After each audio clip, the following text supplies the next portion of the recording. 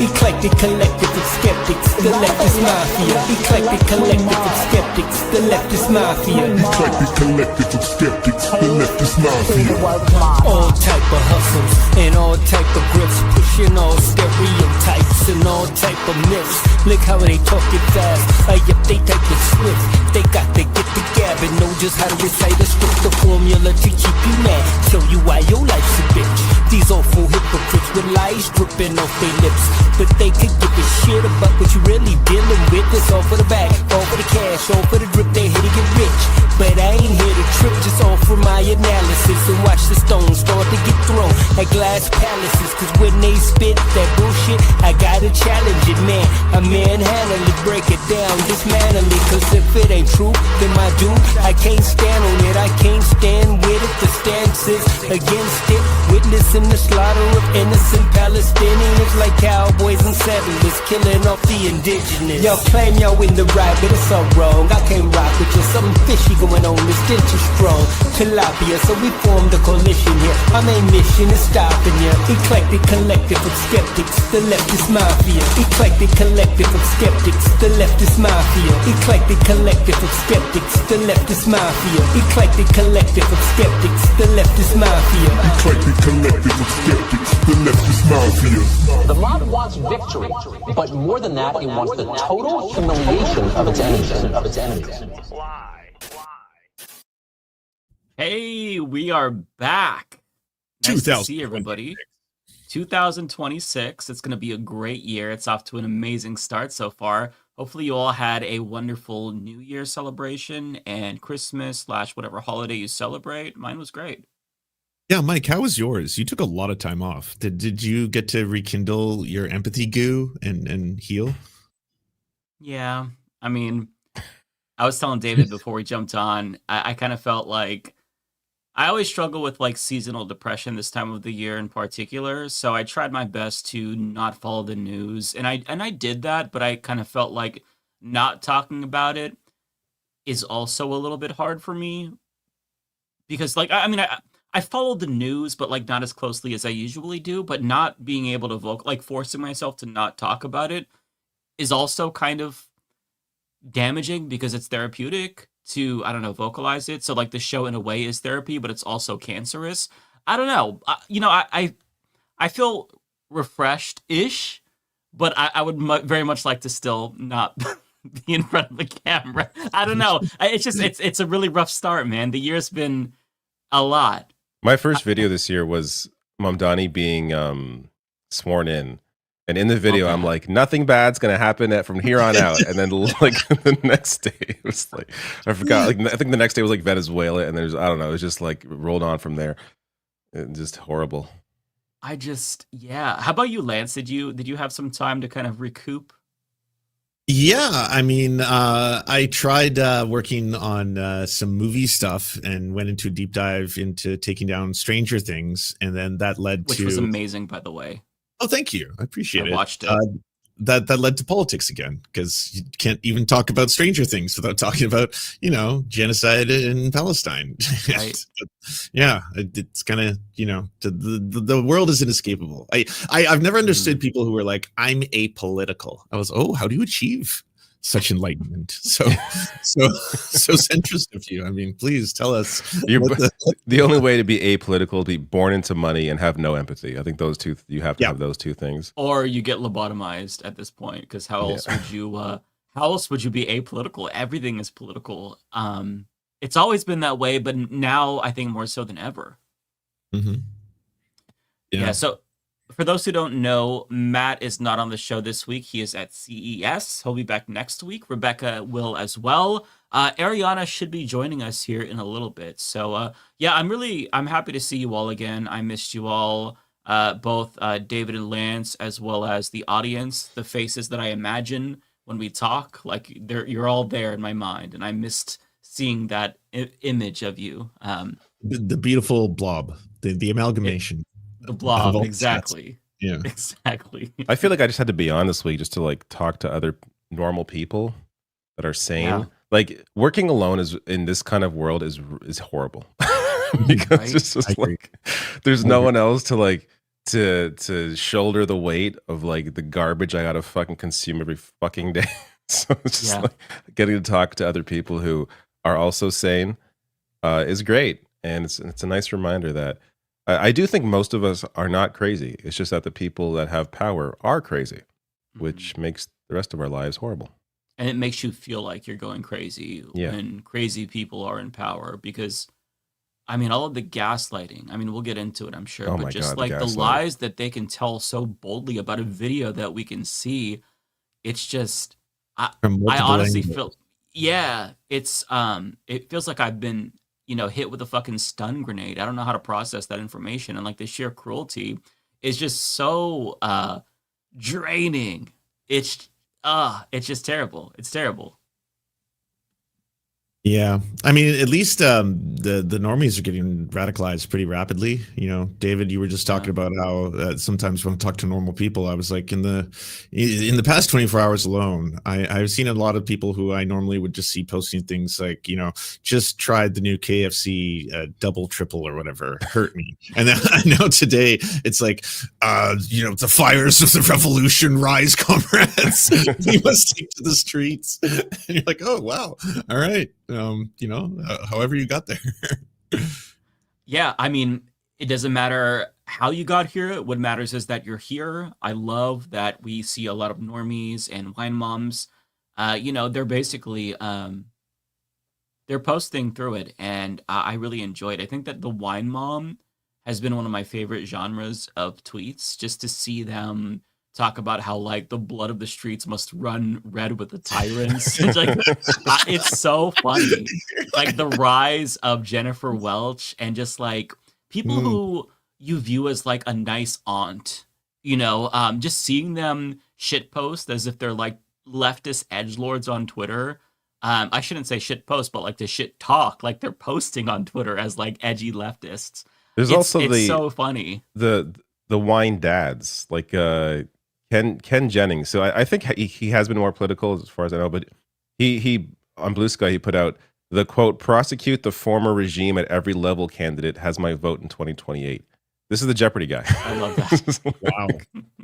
And like that he's bang on. Like that, yes, that should be the energy going into the next election. And I know we can talk about if that's even going to be a real election, but like that's the kind of political leaders I think people want to see now. Like you can't just deal with the shit. Oh, we'll just turn the page. Like, no, this is not fucking no. There's no turning the page, and that's why these people are so desperate to hold on to power. Like the way they're acting are like people that know the next election are people that know that they're going to try and rig the next election, because you don't act this way knowingly, full of like the obvious lies. Oh, this guy's the ice guy's in the hospital, be hit by the car. He's walking around in the video. Like, are you like who are you fooling? Like, you don't blatantly lie like this without thinking that you may face some repercussions if you're no longer in office, unless you're not worried about no longer being in office.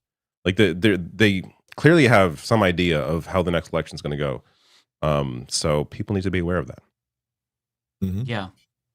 I was so taken aback by Trump's tweet that it went over my head. Like in my video about Renee Good and her murder, when I went over Trump's tweet, I didn't even talk about that part where he's like, the guy's in the hospital, because it didn't even register to me. I'm just like, I don't know what the fuck he's talking about. I have no idea. Is he talking about like a different video or something else? Like, no, he's talking about Jonathan Ross, the murderer who shot a woman in the face 3 times. He says that guy got injured and is in the hospital. What am I supposed to do like with that information? Like the lies are so far removed from reality that it doesn't even make sense at this point. Like I don't even know what they're trying to say. They're just so shameless and brazen, and it's possible that Trump was like hallucinating some video, because we also know that he's losing his cognitive abilities as well. But I don't know how to process the shit that's happening. No, I that's where I'm at. Like, I don't know how to emotionally process it. Like that's No. in my video I said that today. Like I'm talking about this stuff, but I don't know how to consume this stuff and stay sane. And like, because everything we're seeing is so crazy and these people have so much power. It's hard to know how to process what the obvious lies, like the Twitter, like the White House Twitter account, DHS Twitter account. These are insane accounts posting consistently posting absolutely insane garbage. These are the official government accounts from the most powerful country government in the world. Like, how do you process this as a sane person? Run by Groypers. Like, it's all Groyper Right. memes. And I'm like, oh, great. The Groypers are in power now. Yeah. And I I will think say, well, I just want to quickly go say, ahead. I think part of the goal is to make you debate it, is to get everyone to constantly second guess it and spend time. Like, every second that you spend debating frame by frame when you go on the video, being like, well, did he actually step in front of the car? Did she back up first? Did she turn right first?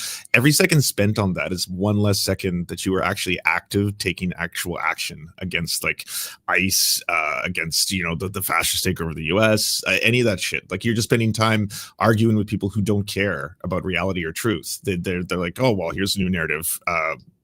She had pronouns in her bio, so, you know, Yeah, apparently she was a radical leftist Laura poet. Loomer said that. So did I think Jesse Waters. Like, That's a justification for her, you know, state-sanctioned execution, according the to Newsmax guy was like, look at the stickers in the back of her truck. It's like the Kansas City women's soccer team. The others are like national parks. Like, have you seen the MAGA stickers on fucking lunatics trucks? Like, are you kidding me? Yeah. Like, You know, what is this conversation? Yeah.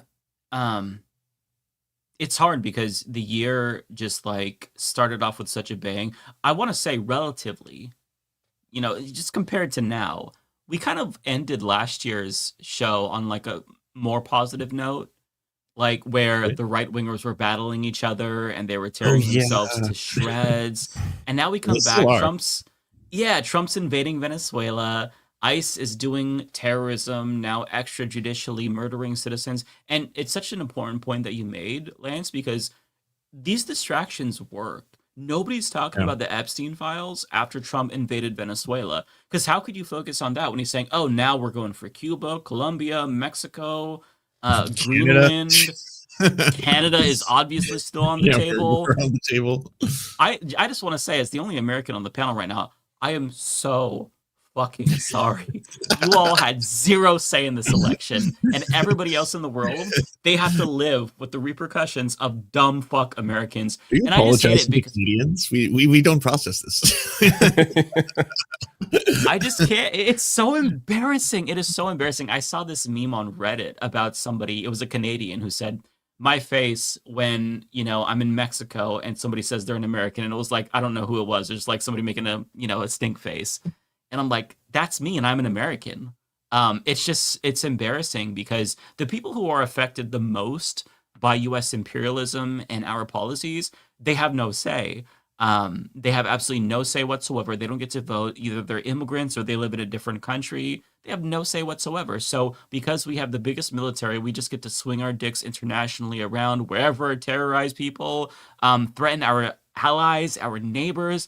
It's just so unacceptable. And Trump today just said that he doesn't need international law. So like the post World War II order is completely like it's gone, it's collapsed. And we're back to the days of Hitler where you just like do what the fuck you want. You invade whatever country because might makes right. And the thing that really differentiates them from liberals and even Bush is that it's very naked in the way that they approach imperialism. There's no like, oh, well, we care about human rights. It's like, actually, we just want their oil. Fuck it.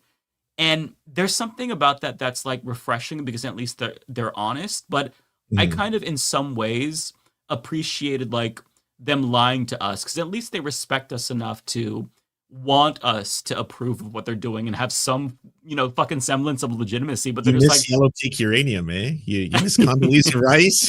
You miss Colin Powell. You miss all of them. Rumsfeld. it's exhausting to just see them like, yeah, we're taking the oil. Suck my dick. What are you gonna do about it? It's Yeah, just, no shit. man, it's No like we're shit. watching a fucking nightmare horror show train wreck. I don't know. I don't know how to describe it. The ramping up of the bloodlust on the right, like all the anti-interventionists. Like I was thinking, who is this more embarrassing for? Glenn Greenwald, Matt Taibbi, or like Cenk? Yeah. In that, like every Mhm. single one of the right wingers who were like anti-war, anti-interventionists, they are blood drunk. Like I don't know if you saw Matt Walsh's latest video. It is like, we need to colonize Greenland. It is time. The American empire needs to expand. It's just like word for, like, this is, you know, Lebensraum, like the Nazi fancy, land acquisition platform, and he's just putting it into a YouTube video and putting it out there and being like, yeah, Greenland's going to be ours soon, like it or not. We can do this now. There's no more rules. Which, I mean, what's the point of the world's biggest military if you don't use it, right? Why not get some money? Yeah. The whole Venezuela situation, to me, it still doesn't make sense. Aside from what happened, which was fucking insane, it's crazy that they were able to pull this off so surprisingly competently. No shots were fired. There was nothing. It was just the U.S. military came in, they kidnapped the president of another country, and that's that. I saw, I didn't read the article. I saw a headline that some Greenland politician had said something to the effect of like, listen, if this happens, if the United States invades, we're going to defend ourselves. And Oh it's no, like, it was shoot first, ask questions later. Apparently, right. was the quote. Yeah. And I don't know why that wasn't the philosophy in Venezuela, because you have sovereignty, you have the right to defend yourself, and I get that you're going up against the behemoth that is the U.S. military, but how do you do that? Yeah, as people are saying in the comments, 80 people died. This includes not just military 80 members, now. but civilians. It was just like it's straight up bombs and missiles dropping in a highly dense, city. I mean, 2 million people in Caracas, by the way. Yeah. Yeah.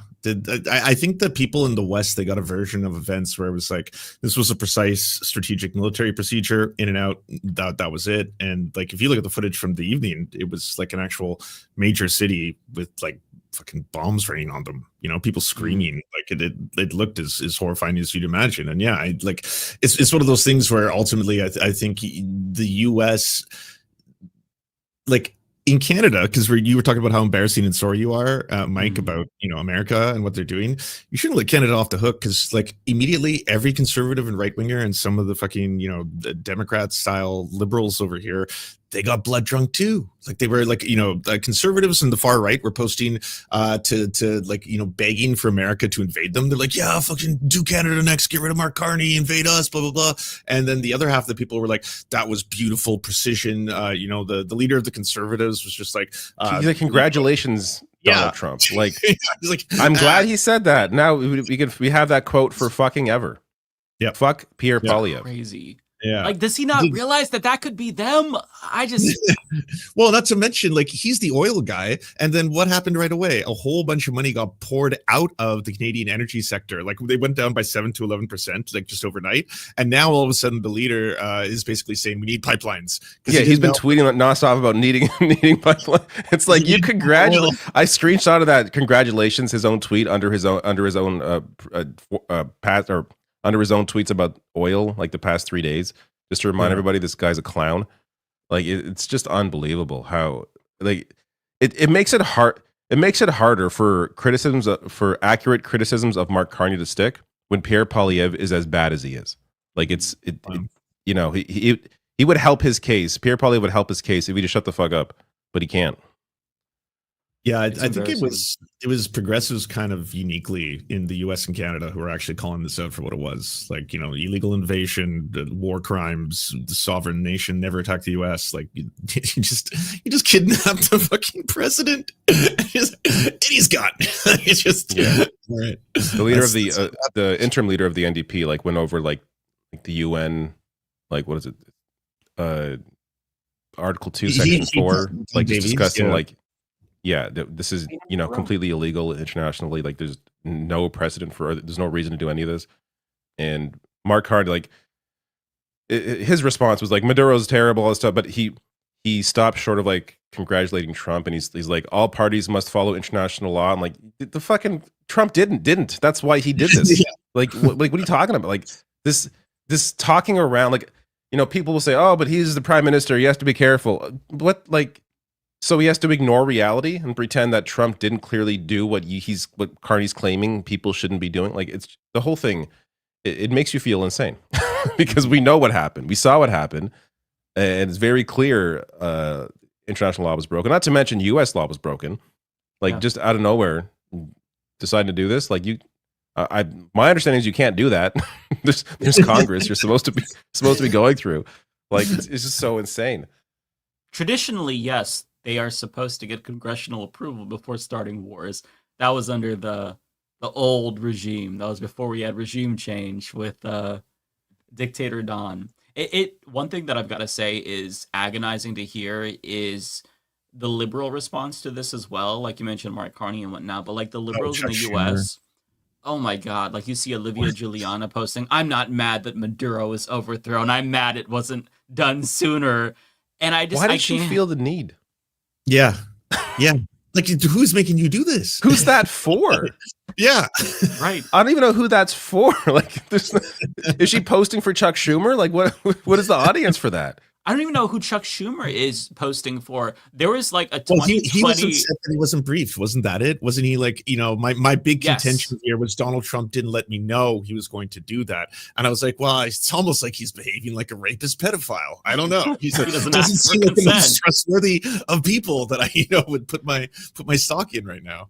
But like Chuck in 2020 was criticizing Donald Trump because he didn't overthrow Maduro. And now Trump did it, and he's like, you didn't tell us that you were going to do it, so I'm mad. I'm like, bro, what the fuck? How is this the opposition? We are so cooked. Like, they're going to throw all of us in a fucking blender. These are the people defending us? I just don't know what to make of all of it. It's so frustrating because there's nobody but us to, like, advocate for what's right, what's obviously right. The media is all just captured by Trump billionaires.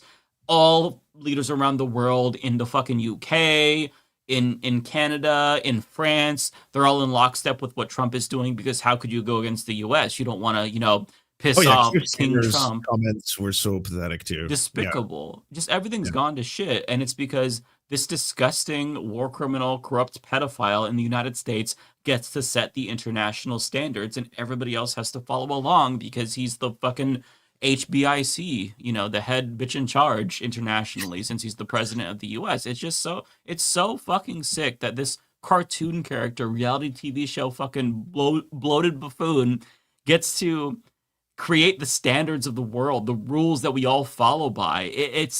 I hate it. I don't want any part of this. It's just disgusting. I want to tap out. Send me to Mars. Fuck. And you see that video of like Lindsey Graham on the plane with him, where someone asked him about Cuba, and Lindsey Graham's like, yes, yeah, like he's like a little fuck, like a little like goblin, like grob, like it's just so. What is wrong with that man? Like Trump, he's insane. But Lindsey Graham he's such a weird person. Yeah, like he is. I don't like what kind of creature is he? He's just such a weird person. Why is he so obsessed with like imperialism? Like it's so bizarre. That his behavior, I've never seen him glowing like that. Like his panties were soaked with pre-cum as Trump was talking about Cuba and fucking Greenland, and like the way that he was sitting, and the moment where he's like, yeah, that to me honestly made me want to execute myself when I saw him say that. Like the happiness that he felt to me was so like offensive to my being that I wanted to kill myself. I just can't. It's possible we misjudged him, and he's not a closet homosexual. He's just like an imperial sexual or something. Like he gets off on like just like war with other countries. Kink shame that. You are allowed to kink shame. Imperial fetishists. Yeah, that fetish is not okay. No. My theory is that he is indeed a homosexual. Like he's attracted to men, but like a anthropomorphic fucking like missile, like a big missile with like a dildo on it, and that's what he wants to. Maybe that's what it's. Yeah, that's what he imagines when he thinks about this stuff. Kind of thing. Yeah, okay. Or it's like a strong man who's like pressing a red button over and over, and the button is on his ass, so he's getting slapped and fucked. Like that's what he's into. Like there is definitely an element to his orientation that's like not ammosexual, like they say for like the gun nuts, but it's like warosexual. Like maybe the comments can help us out. So many people in the chat's like, what the fuck did I just walk into? Welcome back. Yeah, 2026. It's gonna be a long year. We have a lot of thoughts clearly that we've been saving for you all, so you're welcome.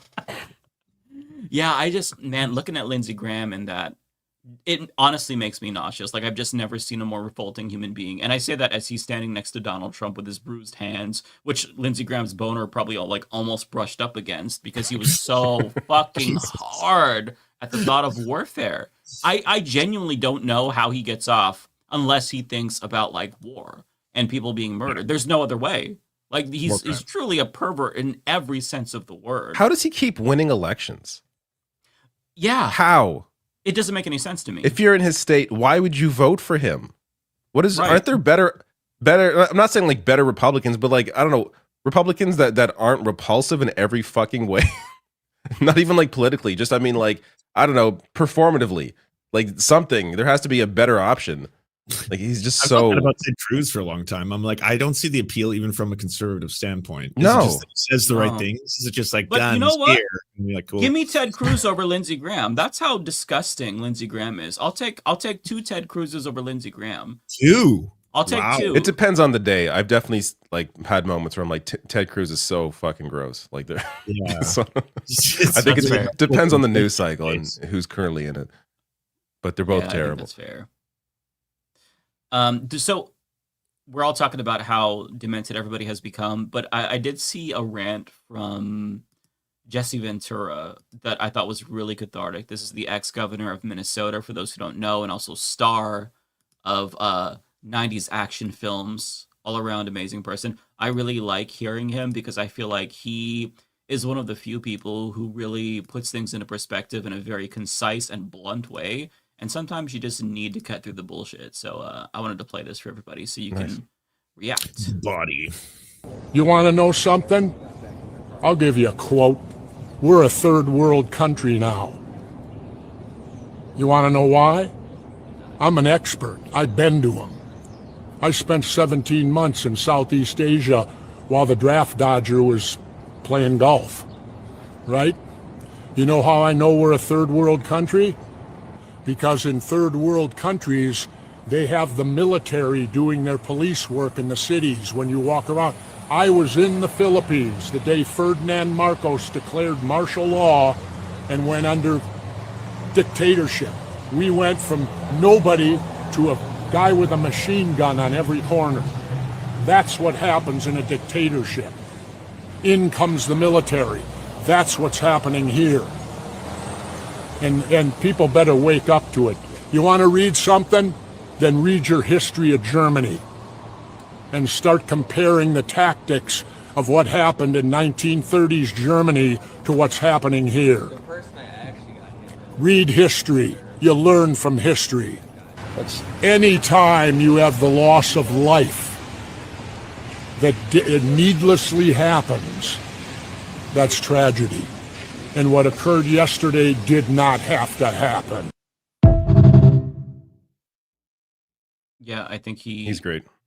He's amazing. It's nice to hear somebody like him say that, who was a governor, who is principled, and who's like rightfully indignant about the situation. Because, I mean, this just happened yesterday, but the video is so haunting, and it's the aftermath that like really stuck with me, like of the guy yelling murderer, murderer. And then there's other videos that I saw after Renee Good was assassinated of like her wife. And you see some guy talking to her. She's off camera and she's like, oh my God, they shot my wife. They shot my fucking wife. And it's like to see that and juxtapose it with like Jesse Waters on Fox News, just like scornfully talking about her as a self-described poet.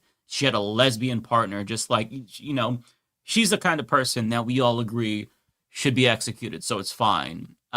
Just the degeneracy and the lengths that they're going to gaslight us about this video is so gross. Nancy Mace said that the guy who shot her, the murderer, Jonathan Ross, was limping away. She said you could see that on video. Trump said that he's in the hospital because of the injury that he sustained. Maybe like the trigger was too hard and he got carpal tunnel pulling it. I don't know what the fuck. Just the level of lies. It's just, I cannot get over it. How he's on video walking away. Truth. Like the idea that he was hospitalized. He's on video after, by the way, he shot through her side open window. Like he was never in danger. The New York Times has there's a thousand good breakdowns, but New York Times has like a really thorough like breakdown, every single angle, everything.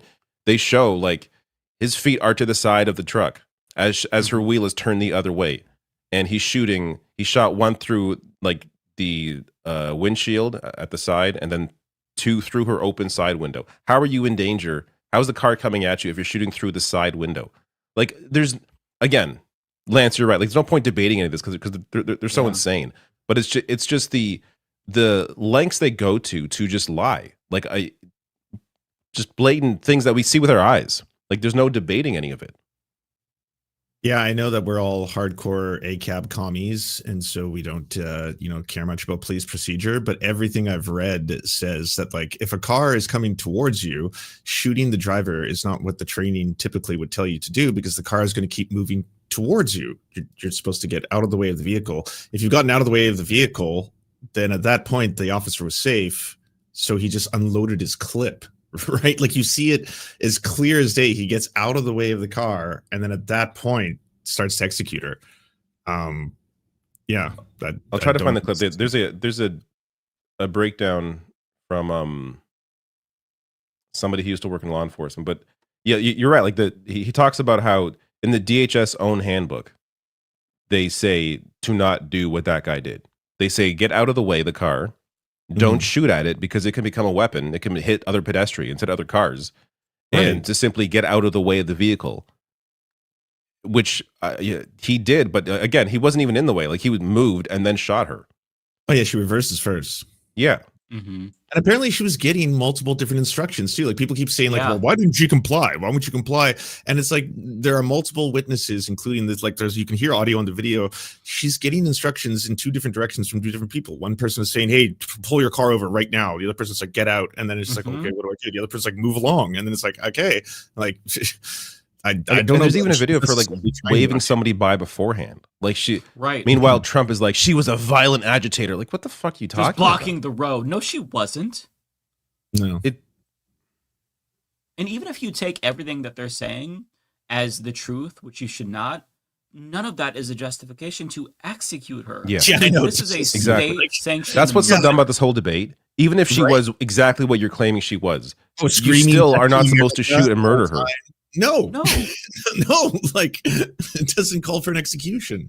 Right. We've gotten so far away from, like, the fucking plot that what we're talking about is, it doesn't even make sense. Like, the fact that we, like, to your point, Lance, that we have to go back and, like, be overly scrupulous here and debate these finer details just so that way they can justify it and not hold this murderer accountable. It's so infuriating, because any person with common sense who watches that just needs to see it once. And what happened is very, very evident. Yeah. I think also that it's going to be something where, I mean, people are asking in the chats if there's any updates from Portland. I don't know, Mike, you're closer to anyone. Is there anything that's come out of that yet? Yeah, as far as I know, the two people who were shot are injured, but they're alive. Let me get a quick update from K2 really quick. I mean, that's good at least. Yes, last time I checked, at least. This is 42 minutes ago. Both people are wounded, but they are alive.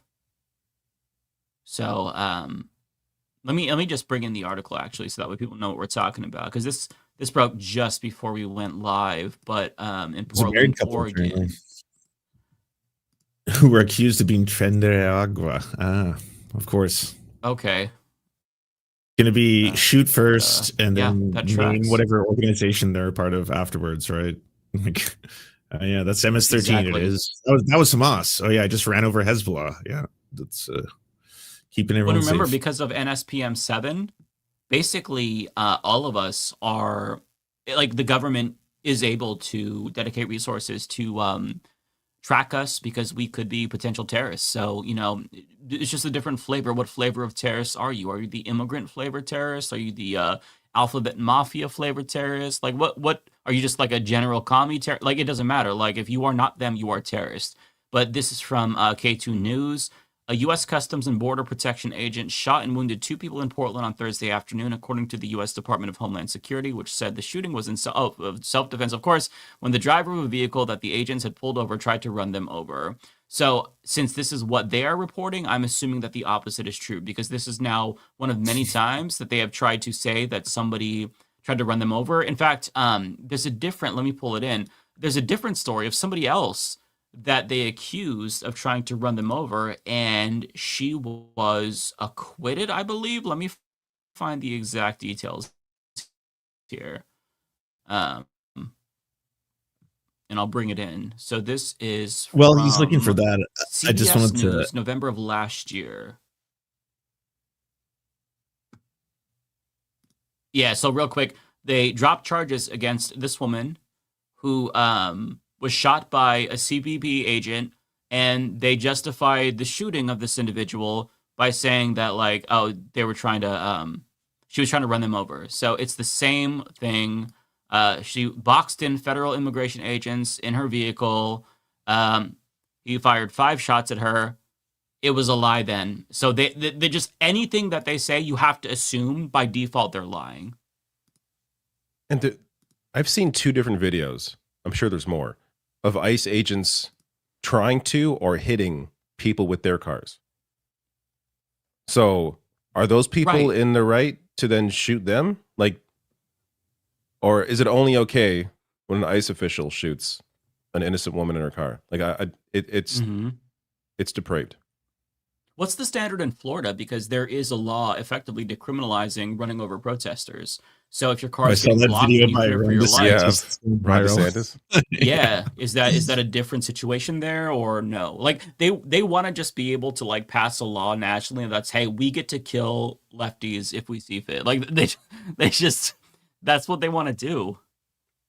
And this wasn't an avowed activist, by the way. I just want to be completely clear. Like Renee Good did not have a long history of being like an Antifa agitator / political Marxist communist. Like on paper, this is a woman who was a Christian, was a proud community member, was a white woman. It should also be mentioned because people keep bringing up the fact that like, how are things like this happening? And it's like, well, I mean, it should go to show you that like you can be white, but the system is still going to be working against you. It's not as if like white supremacy universally benefits all white people. You can be white and poor, and you're going to die just as likely as you're going to die from a violent police encounter as you would in another racialized group, right? Not as likely, but like you can still die. And it just seems like a situation where people are a little bit thrown back by that, as in like, why is it that like, in this particular instance, this happened? And it's like, because you should see, like, it's the intersection between capitalism and white supremacy, essentially. Yeah, great point. Hi. Hey Ariana, Hi, welcome. guys. How are you? How you doing? Good. Doing amazing. Happy New Year. Happy holidays. Happy New Year. Yes, I Happy miss New your Year. beautiful faces. We missed you too. And Ron DeSantis. I just wanted to play this video quickly because Plus a jump scare. It's like, This is the shut policy fuck that he- up. Okay, fine. I'm getting up. Which episode is this? 153. 153. Perfect. All right, go on. And we also have a policy that if you're driving on one of those streets and a mob comes and surrounds your vehicle and threatens you, you have a right to flee for your safety. And so if you drive off and you hit one of these people, that's their fault for impinging on you. You don't have to sit there and just be a sitting duck and let the mob grab you out of your car and drag you through the streets. You have a right to defend yourself in Florida. It's crazy. They're not saying this about Renee Good. She had the right to defend herself from this ICE mob. Isn't that crazy? Yeah. It's amazing. I mean, wait, didn't Lance say that 2 more people got shot in Portland, or am I imagining that? No, it did happen. Yeah, so they're alive. They're wounded, but am I breaking up? Yeah, No, you're here breaking we up. go. They're wounded. That's the last update that I can see, at least from K2 News. Maybe the chat will let us know if anything else happens. But yeah, they're wounded, but they're alive. And CBP is the perpetrators of the shooting, and they're predictably, claiming that the reason for the shooting was that they were trying to run them over in their car. So that's always their go-to. You could just shoot and injure anybody or kill anybody if you claim that they're trying to run you over and you feared for your life. So I saw this on Threads, and I need to verify this because Threads has become a cesspool of just misinformation. But someone threaded that Trump was he threatened to knock on people's doors one by one once he gets enough feds hired. I don't know if that's true, to see if like Oh, JD Vance said this actually. He did say, I can confirm Okay. this, that they're going door to door. Okay. Yeah, it's giving Nazi Germany. Right. Isn't this the government tyranny that they were so fearful about under like Obama and like Biden? Yeah. Big government people are nowhere to be found. In fact, some of them are defending the state-sanctioned murder of a U.S. citizen as well. There was one woman, I can't remember who she is. She's like a smaller influencer on Twitter, and she was talking about how, yep, she, this Renee, should have obeyed their orders. And then like her only bio mention is just big government sucks. It's like, okay, like I guess you don't notice the There's contradiction. No consistency. No. Just these people can't be fixed. Just put it that way. It's hard to fix stupid. I don't know.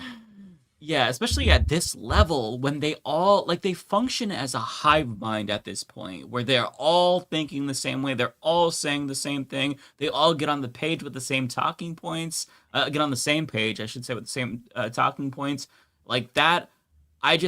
How are we supposed to deal with this when you've got a third of the country, basically this fascist death cult, who are comparable to Nazis? Like they are openly celebrating the murder by the state of citizens. They don't ever stop to think, oh my God, what would happen if, a Democratic president acted this way? What would happen if a foreign country did this to us? If China chose to kidnap Donald Trump, just swoop into Mar-a-Lago, bring his fat ass to fucking China. They don't think about these things. You're making a request. You know what? It's not a bad idea. She, if you're listening, activate. I made this joke in my video when I talked about it, but imagine what we would say if China just came in and they kidnapped Donald Trump. Just imagine that for a second. No, it's the American entitlement when it comes to everything that happened, because there was a whole build up to Maduro getting captured, which I don't think many people were following. Mm-hmm. Essentially, our naval ships completely surrounded Venezuela for weeks. I mean, can you imagine if Chinese naval ships started surrounding us completely, God, for a week? Can you imagine the public outcry that would have? I mean, that would have just never happened, first of all. But it's just this premise is just everyone lost their mind over a balloon. Over a Chinese Oh my God, I forgot about that. Balloon. Meanwhile, we're sending our warships to basically trap this whole entire country. Now, do I agree with Maduro? No, he had a lot of pretty credible allegations, but bro, I just wish Americans were I wish we were all on the same page about something. For me, it's when I say that it's none of my business and I don't want to invade other countries, I dead ass mean it. I don't care if you're a dictator. I don't care if you're fucking Kim Jong-un. I want my money to go towards my healthcare. I don't want to pay a premium that's now $1,000 because Trump decided to cut Obamacare. And as an independent creator, I have to be on Obamacare. So, I would much rather my money selfishly going to me, or at the least the veterans that are on the street dying, at least take care of them if you don't want to give it to me, rather than going and extract. Also, I don't know if you guys saw the video, the graphic, that there were some people that made graphics and they showed exactly how they extracted Maduro, and it's fucking insane. They basically bombed the shit out of Venezuela until there was so much noise and chaos. And then by the time all the bombing was done, Maduro was long gone. They had taken him away. Basically all the bombing was just a distraction to get him out and to build noise and chaos barrier so that they could have their SEALs go in and grab him. But it's yeah, my money is getting wasted on stupid shit like that. Respectfully, I'm sorry. I agree with y'all. Maduro's terrible, but I don't want my taxpayer money getting spent on shit like this. Respectfully, I just don't. Maduro is not in the Epstein files, and so I'll say this: if a precursor to being able to invade a sovereign nation, bomb the fuck out of its civilians, kill a bunch of people, and steal someone, I mean, Trump's a rapist pedophile, right? So, by the rules, if it's how it's supposed to be done, I mean, again, they're both dictators. Yeah. One has objectively speaking, killed more people. One has objectively speaking raped more people. I mean, by those standards, if we could invade another country because it's a bad person, then fuck, we're never gonna have another president again that doesn't get swooped off in the middle of the night. Because every single American president, at least in my lifetime, they're all war criminals. Like U.S. imperialism alone has led to the deaths of millions of fucking people. By our own standards, we should have been regime changed decades ago. It's just the amount of pain and suffering that we cause around the world is just it's incalculable. Like the people that are ruined because of what we've done, and there's not even like not a fucking acknowledgement from the American people, not even a sorry. Like the thought of paying reparations to the people of Iraq is like it's laughable. Because we are such an immoral country. We have no moral compass whatsoever. It's just it's all about us. Fuck everybody else. But like that mentality has very clearly reached its logical conclusion to where like the country is circling the drain, and now the elites have that mentality, and the people are like, hey, what about me? It's like, well, I mean, we all kind of enabled this collectively, you know.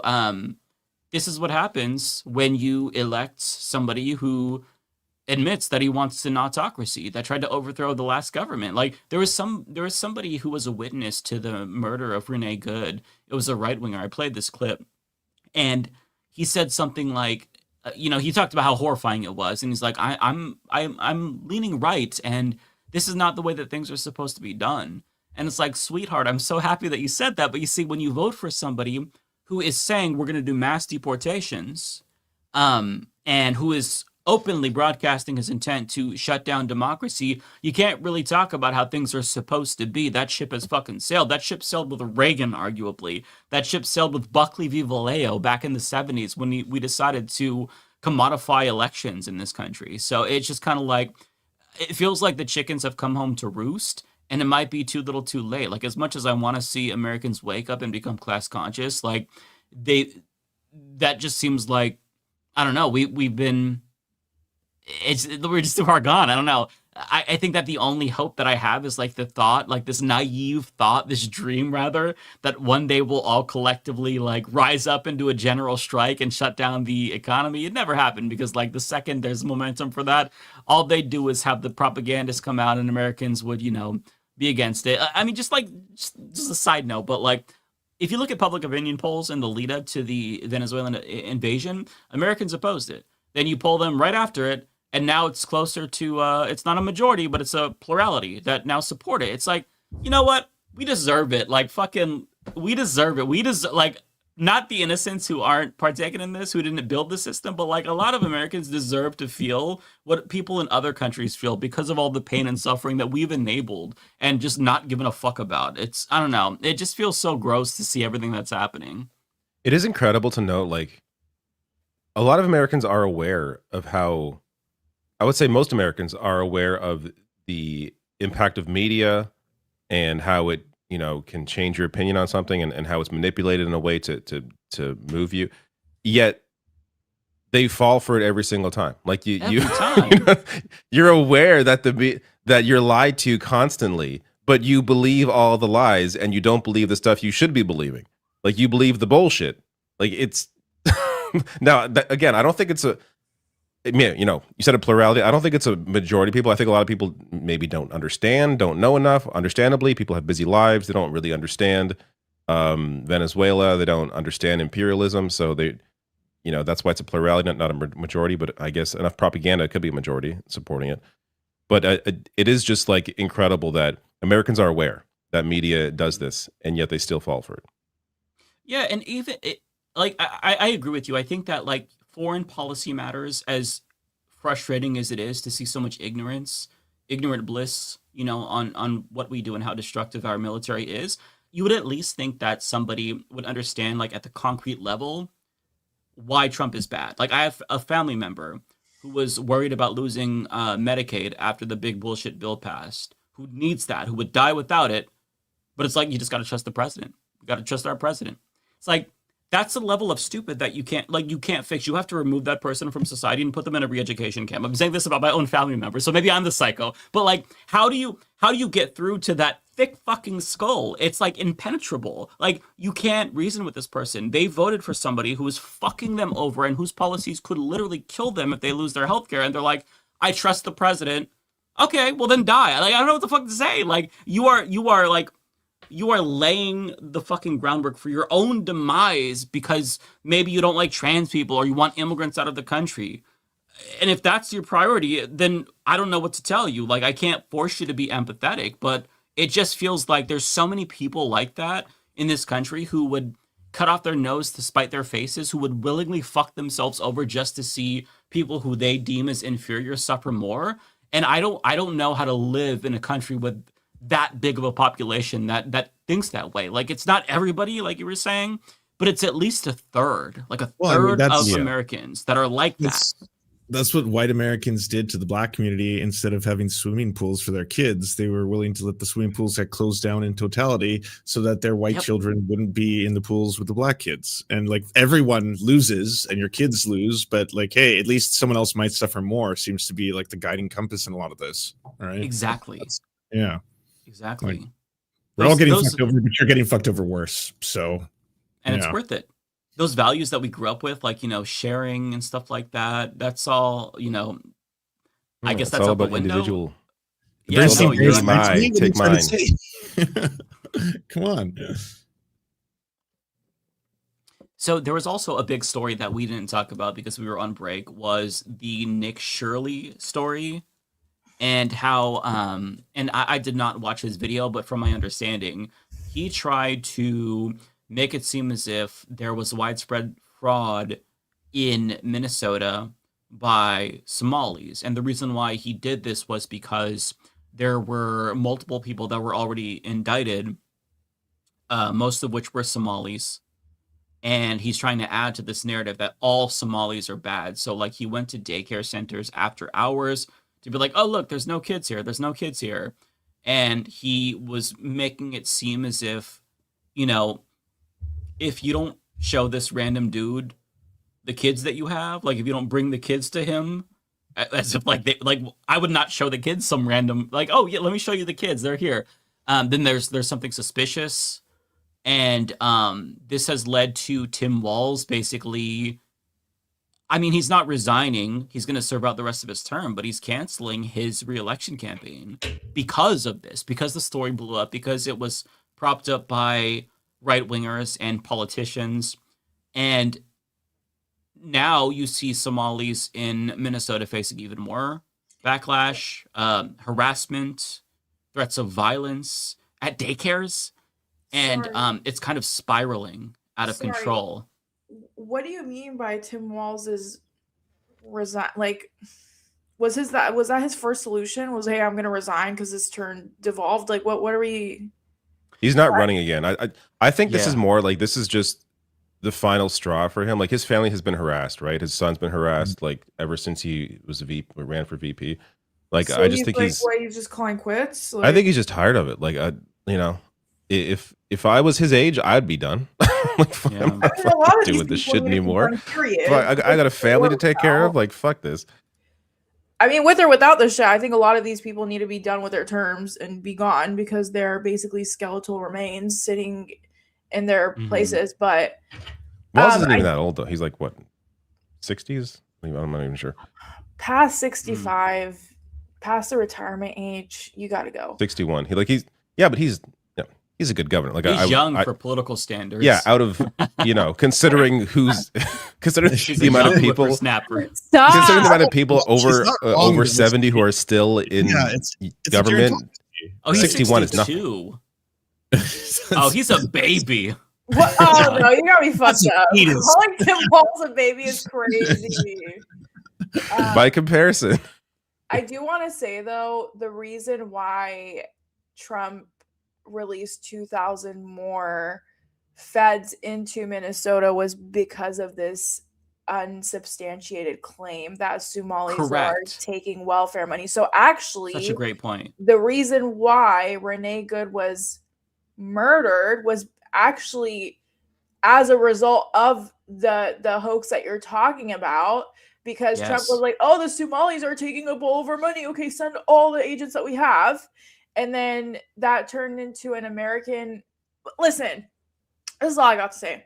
Not to bring up identity in this, because sometimes identity politics really irks my soul, but if a white woman who's a US citizen is getting shot in broad daylight, there is no hope for any of us, first of all. Second of all, how do you feel like they treat black and brown people behind closed doors if they're shooting a white woman who's a US citizen in the face?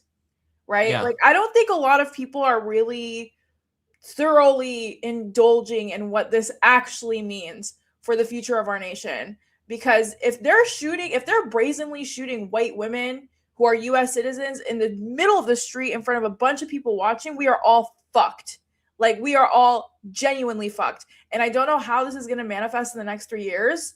I do think Trump desperately wants everyone to go into a civil war and to like bash each other's head into it. And honestly, at this rate, I think it's going to happen. Like, I think we're getting there, because it's just ridiculous. Like, these people are out of control. It feels like we're in a cold civil war. Like, does it not? When what was it? The National Guard was being deployed. I was like, that is civil war. I think Tim right? Wall said that he's going to bring them in to defend. I was like, if he on a state level deploys the National Guard, like that is the opening salvo of a civil war right there. That's going to be like a very, very dangerous conflict. It's just escalating so right, quickly. It is like, what are you expecting people to do? Like, if you were going into their communities and like literally shooting them in the face, right? Like, it's we're all talking about this instead of talking about the fact that he's all over the Epstein files. I mean, no matter what you want to say, it's like, you know, everyone said he's going to invade Venezuela to distract everyone, and boom, he goes and does that. And then it's like, hey, by the way, he's going to launch a war on his own citizens. Boom, he goes and does that. And, you know, now does it even matter? Does it matter that he's the guiltiest fucking, you know, person in relation to Epstein anymore? Well, remember, he tweeted in like 2012 or something that Obama would launch a war with Iran or bomb Iran to distract from his like bad poll numbers. Like, I'm paraphrasing people. It's, you know, it's a famous tweet that he posted. So like, that's the mentality that he has, right? So if more of the Epstein files comes out, then who's going to get bombed? Who's going to have to pay for his pedophilia, alleged pedophilia? Like, who's going to have to pay? It's almost scary to think about it. Like, the more you hold him accountable, the more unhinged he gets. And to Ariana's point about the ICE agents in Minnesota, which I'm so glad you brought up, I was listening to Majority Report, and Emma brought up this point that was mind-blowing. So there were 2,000 ICE agents sent to Minneapolis. Their police force is like 530 or so. So the amount of ICE agents proportionally compared to police is insane. The amount of ICE agents compared to like the 10,000 that were circling Venezuela, like, it's like he's actually waging a war against these cities. And like, people say that, oh, he's going to war against his own cities, but that's not a hyperbole. Like, he is turning the military into this like occupying force that's occupying us. It's like, it's imperial boomerang, right? Like, all the imperialism that we used to send throughout the world has come back, and it's now being turned in. All the repression that we fostered in these foreign countries, the civil wars that were the result of our invasions, you know, of different countries like Iraq. It's now it's coming back here. Like, it's like a political version of karma, except the people who aren't responsible for it are also going to pay. It's namely going to be like innocent people who are immigrants, asylum seekers, and just like the performative cruelty of it. It just makes it like so much more bleak, because when you see how Latin American immigrants are getting sent to Africa, a country which they have no connection to whatsoever, like, they want people to suffer. They genuinely relish in it. I did want to play a clip from Mehdi Hassan, who kind of like spoke to this claim of Somali fraud. Oh, a 60-second one? It's very, very good. You saw it? Yeah, so that's great.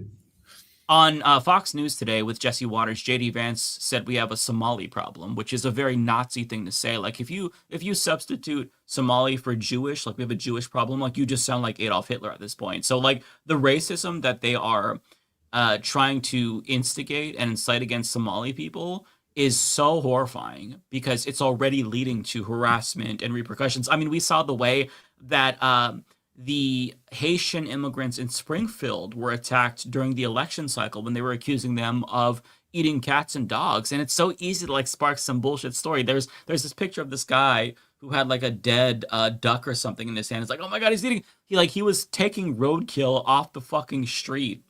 Like he was being a good civilian. Like there's literally nothing that they could do to convince these people, because like they will try to frame you as like a demon who's like this huge threat not only to you but your children and your pets. And it just feels like, what are these people supposed to do in this situation when their entire community is under attack? And then, when you call one of them a slur, you get like $80,000 on Give, Send, Go, like that Cinnabon lady did. It just it's so demoralizing to see this. But I'll give you guys a little bit of happiness to see Mehdi Hassan rip them to shreds.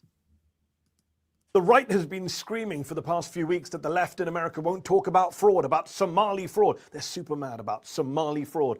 Well, let's prove them wrong, shall we? Let's talk about Somali fraud.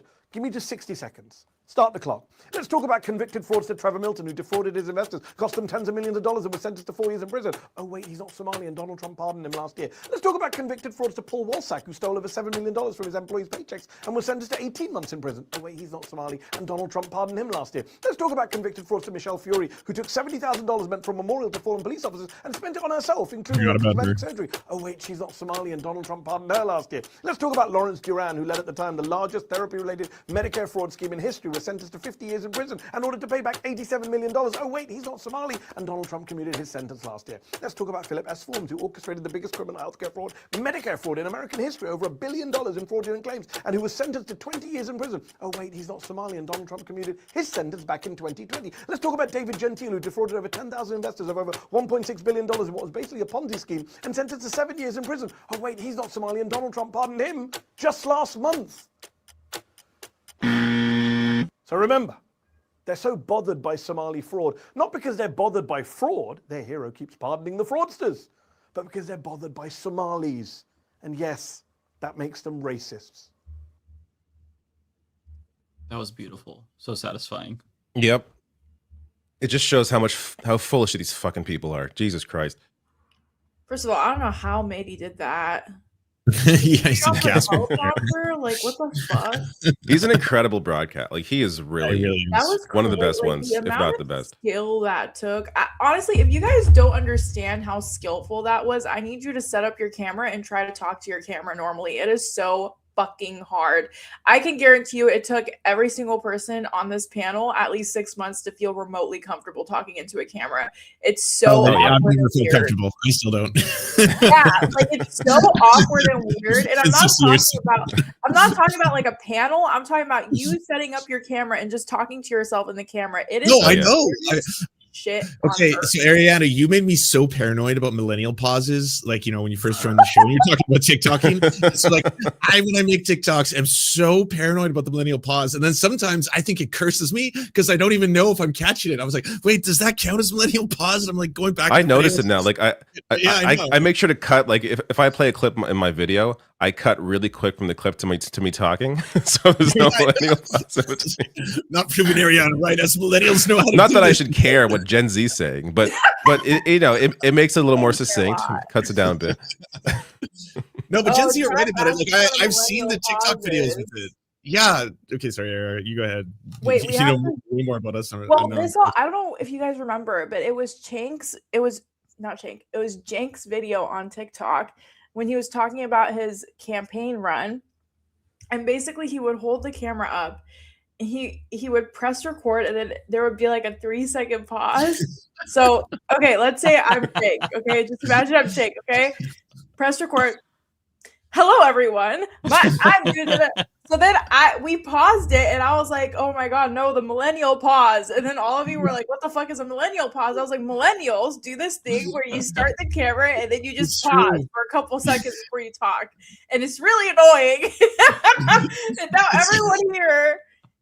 Are those recorded videos though, or was he going live? Because like when I go live on YouTube, it's hard to know when you're actually live. Well, those are recorded.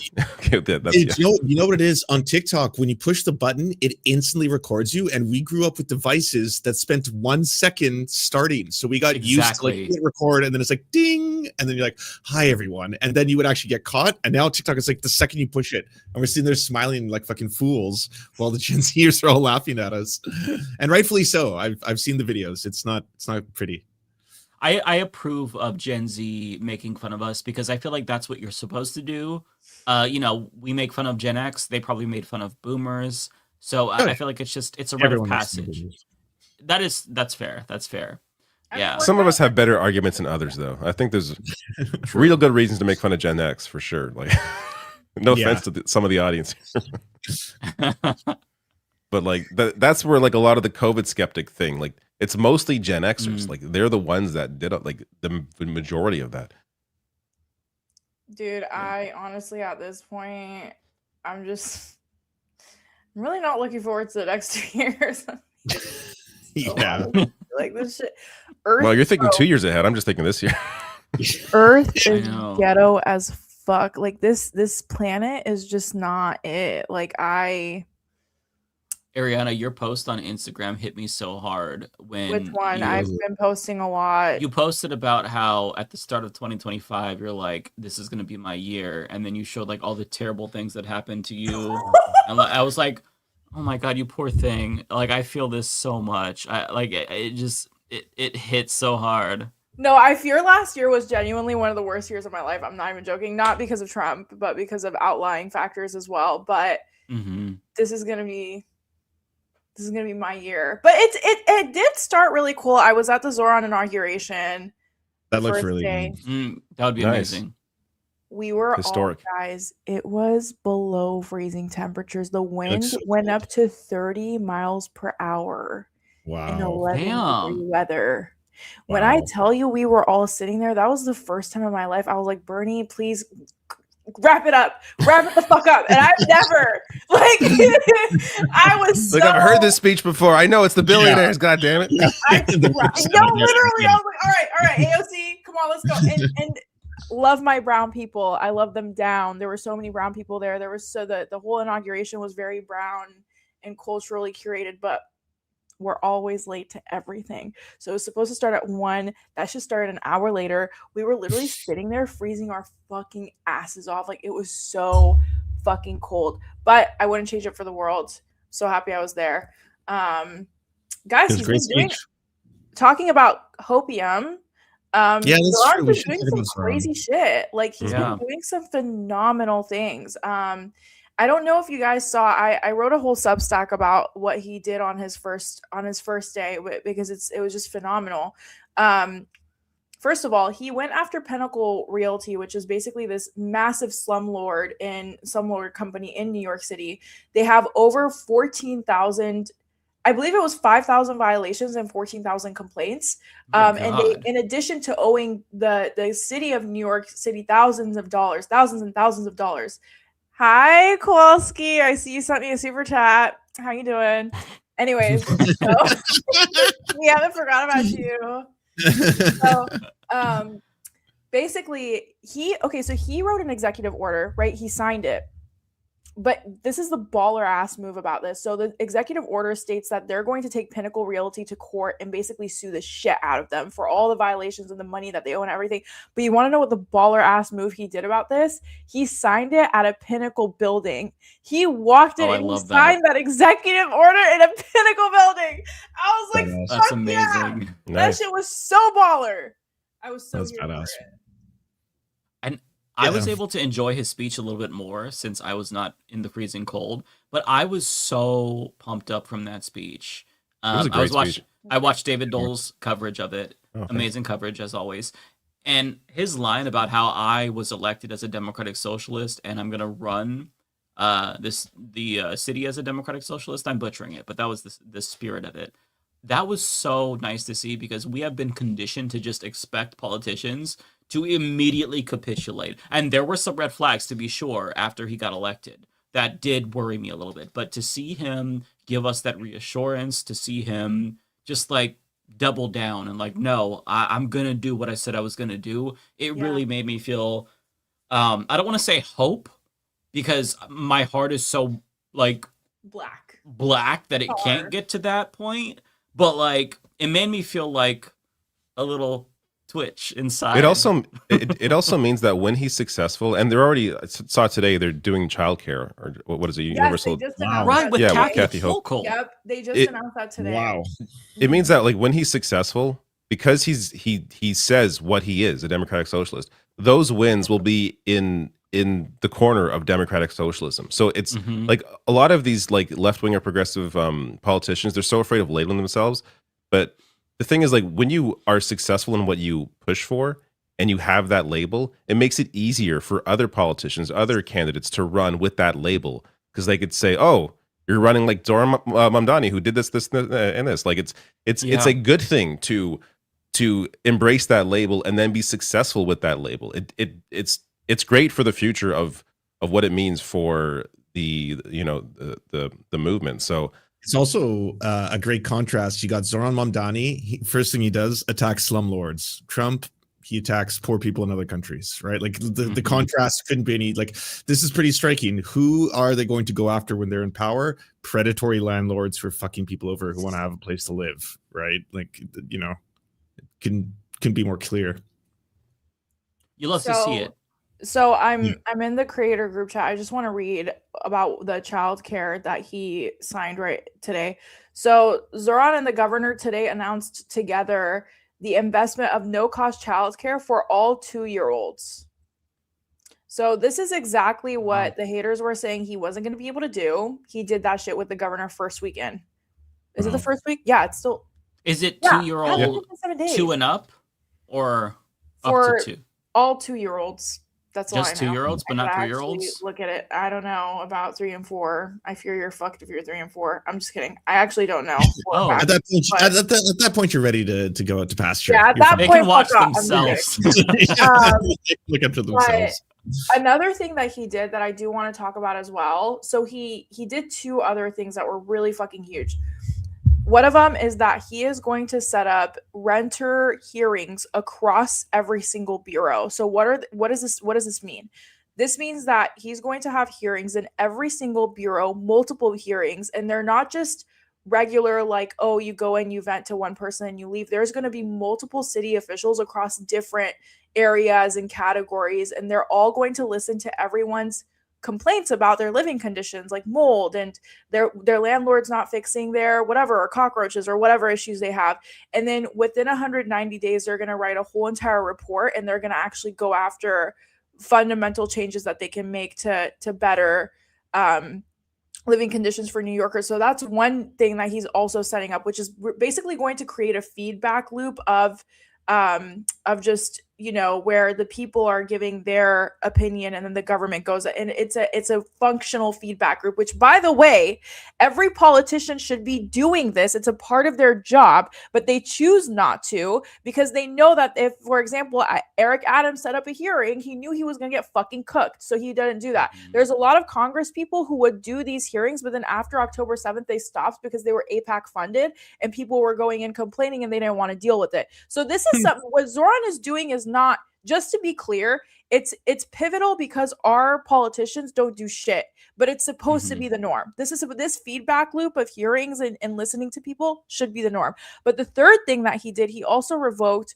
all of the every single executive order Eric Adams signed that basically made it illegal for any government official to talk about Palestine, because he deemed it as anti-Semitic. So he basically made it impossible for any government worker to say anything about Palestine. He rewrote the definition of anti-Semitism to be anti-Zionism, and then he also did a bunch of like blocking for BDS, like basically if you're a business, I don't quote me exactly, but it was a lot of like making BDS hard and like sanction, basically like doing all of those boycotts harder if you're a business or whatever in certain sectors, and he revoked all of that on his first day. That's amazing. Oh, yeah. So it's been pretty It's really cool. nice to see that. Yeah, no, it's really nice to have something to look forward to watch this project, you know, bloom into this this beautiful thing that hopefully will be a blueprint for other politicians. And like David was saying, like it just needs to be successful here. And this is the path forward. I mean, by him calling himself a democratic socialist, if he actually does maintain this popularity and pull it off, like actually meaningfully improve people's lives, like he could potentially undo decades of McCarthyist like fear mongering over socialism. I think Bernie made some great strides to do that, but like this could be next level.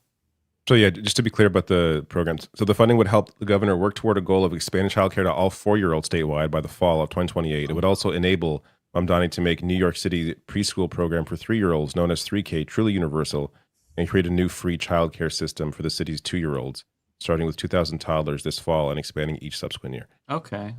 So yeah, it's a starting point. And, Nice. and it expands. It is going to expand to all the toddlers across New York City. That's amazing. So I think, we do see democratic socialism in countries like Sweden. And I honestly, I'm a fan of it. I'm a fan of democratic socialism when it's done properly. But obviously we live in a fucked system that doesn't. But I think the fact that he pulled this whole 2-year-old thing with Kathy Hochul is fucking huge. I didn't think Kathy Hochul was going to work with him like that. I thought Kathy was going to build a bunch of barricades for him, to be honest. I thought he was going to have to hit a bunch of bureaucratic mess because Hakeem Jeffries was refusing to endorse him. Kathy Hochul was refusing to endorse him for a long minute. She didn't even want to acknowledge that he was running. And it's the fact that he met with Trump. Trump loved him. Now Kathy Hochul is signing this fucking childcare thing first week, which is insane, which is something she publicly said she didn't support previously. Or she said that we can't afford blah, blah, blah. So it's just it's fucking insane. And I do want to credit socialism and being a Democrat socialist, but not to be one of those people. Okay, do not mix this up for me simping, because I'm not simping for him. Okay, I just follow what he does very closely as a politician. Don't do that to me, guys. I already know how the comments are gonna go when I say this, but Mentioning Gavin Newsom, is that what you're doing? No, ew. Yeah. But that was a lot of pre. No. But I truly do think a part of this is also just who Mamdani is, just as a person. I do think Very charismatic. I think he not just charismatic, but he has this certain it factor where he knows how to draw bridges with literally everyone. I'm just how did anyone? I think You put it's like the Obama factor, the fact that Obama would walk in a room and even people who didn't like him would start fucking with him, right? I'm not saying I like Obama, but I'm just saying he has. But he was moved to the right by people around him. Obama was the difference with Mamdani is I think he actually has strong principles and he knows what's right. And we assume a lot of these politicians, these Democratic politicians, are strict in their ways and how they think about politics. I think for a lot of them, it's really about what's popular. And they're so isolated and siloed that they believe that their idea of centrism is what's popular. And then Kathy Hochul sees how popular Mamdani actually is and thinks, oh, maybe I should get a piece of that popularity. And they just they're not ideological. A lot of these Democrats, they just are now realizing what is popular, and maybe they are willing to be popular as well if they move in that direction. It's cynical, but I don't even care that it's cynical. Yeah, as long as it gets the job done, I don't care what they're what's moving them. I mean, obviously, I would prefer them to actually have principles and belief. But if they're going to be moved by this, then whatever, as long as the job is the outcome. It was so interesting, and I agree with you. Back when Zoran was running, he had a tour thing with Bernie. Anyways, he did a whole thing with Bernie, and Kathy Hochul came out to speak, right? And it was so fucking awkward because every 3 seconds the crowd would go tax the rich, tax the rich. It got to a point where Kathy could not get a singular word in. The minute she would open her mouth, it would be and the crowd was so overpowering that she would just kind of pause and let it die down, and then she would try to speak again, and then it would be the same thing. So then this was way before Zoran was supposed to speak. She was one of the first speakers. Zoran comes out, hugs her, pats her back and shakes her hand and all that, and then grabs her back and then goes to the crowd hey guys, hey, kind of chill out vibes, and then walks her to the back. So he didn't even abandon her in that moment. It was very much all right, I already know the crowd is sick of you, they don't want to hear you, but let me come out and show my solidarity with you and not make you feel like you have to leave that stage alone, right? And I think it was, again, I just think he's a good fucking politician. He just knows how to in my opinion, a good politician knows how to work everyone. And I think that's Mamdani. He just knows how to work everyone around him. And maybe it's the charisma, but I do, to Mike's point as well, sorry, I've been yapping tonight. I do agree. No, feel free. Thank you. I do agree that when Rua, okay, so there was this man during the inauguration who was speaking. I don't know if you guys watched the whole inauguration, but he was like, I want to speak to the little black boy. And he was basically speaking to his child self, right? And he was basically talking to himself where like, I know you think you're never going to make it because you're black and like, and you can't chase your dreams because no one is going to support you. And it was a very moving speech where he was like basically talking to a little black boy, but he was talking to himself, right? And so Rua, who's Zoran's wife, was literally sobbing. Like she was crying. And the crowd there were some people who were crying. I quite frankly was really fucking cold and I could not focus on getting emotional. Your tears would freeze Your tears were frozen.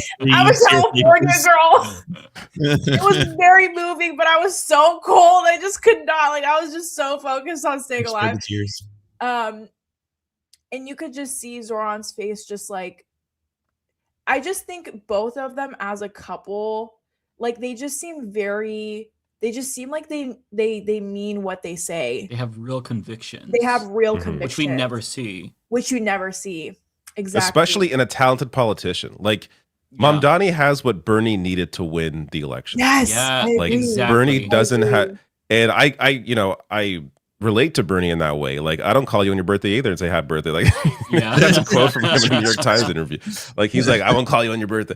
But it's like, because I'm not a social person, and Bernie seems someone who's very like he cares about people, but he's not able to play the game the way that Mamdani can play it. And when you are able to combine those fantastic, like great politics, that empathy with an ability to actually connect on like with other politicians in a way that gets them to do what you want them to do, like that is the perfect, like I think I've said before on one of my videos, Mamdani is like the perfect politician in that he has the politics and he has the ability to, and he has the performance ability as well, but the ability behind closed doors to get things done and actually communicate in a way that gets him to where he wants them to go. And very few politicians have that combination.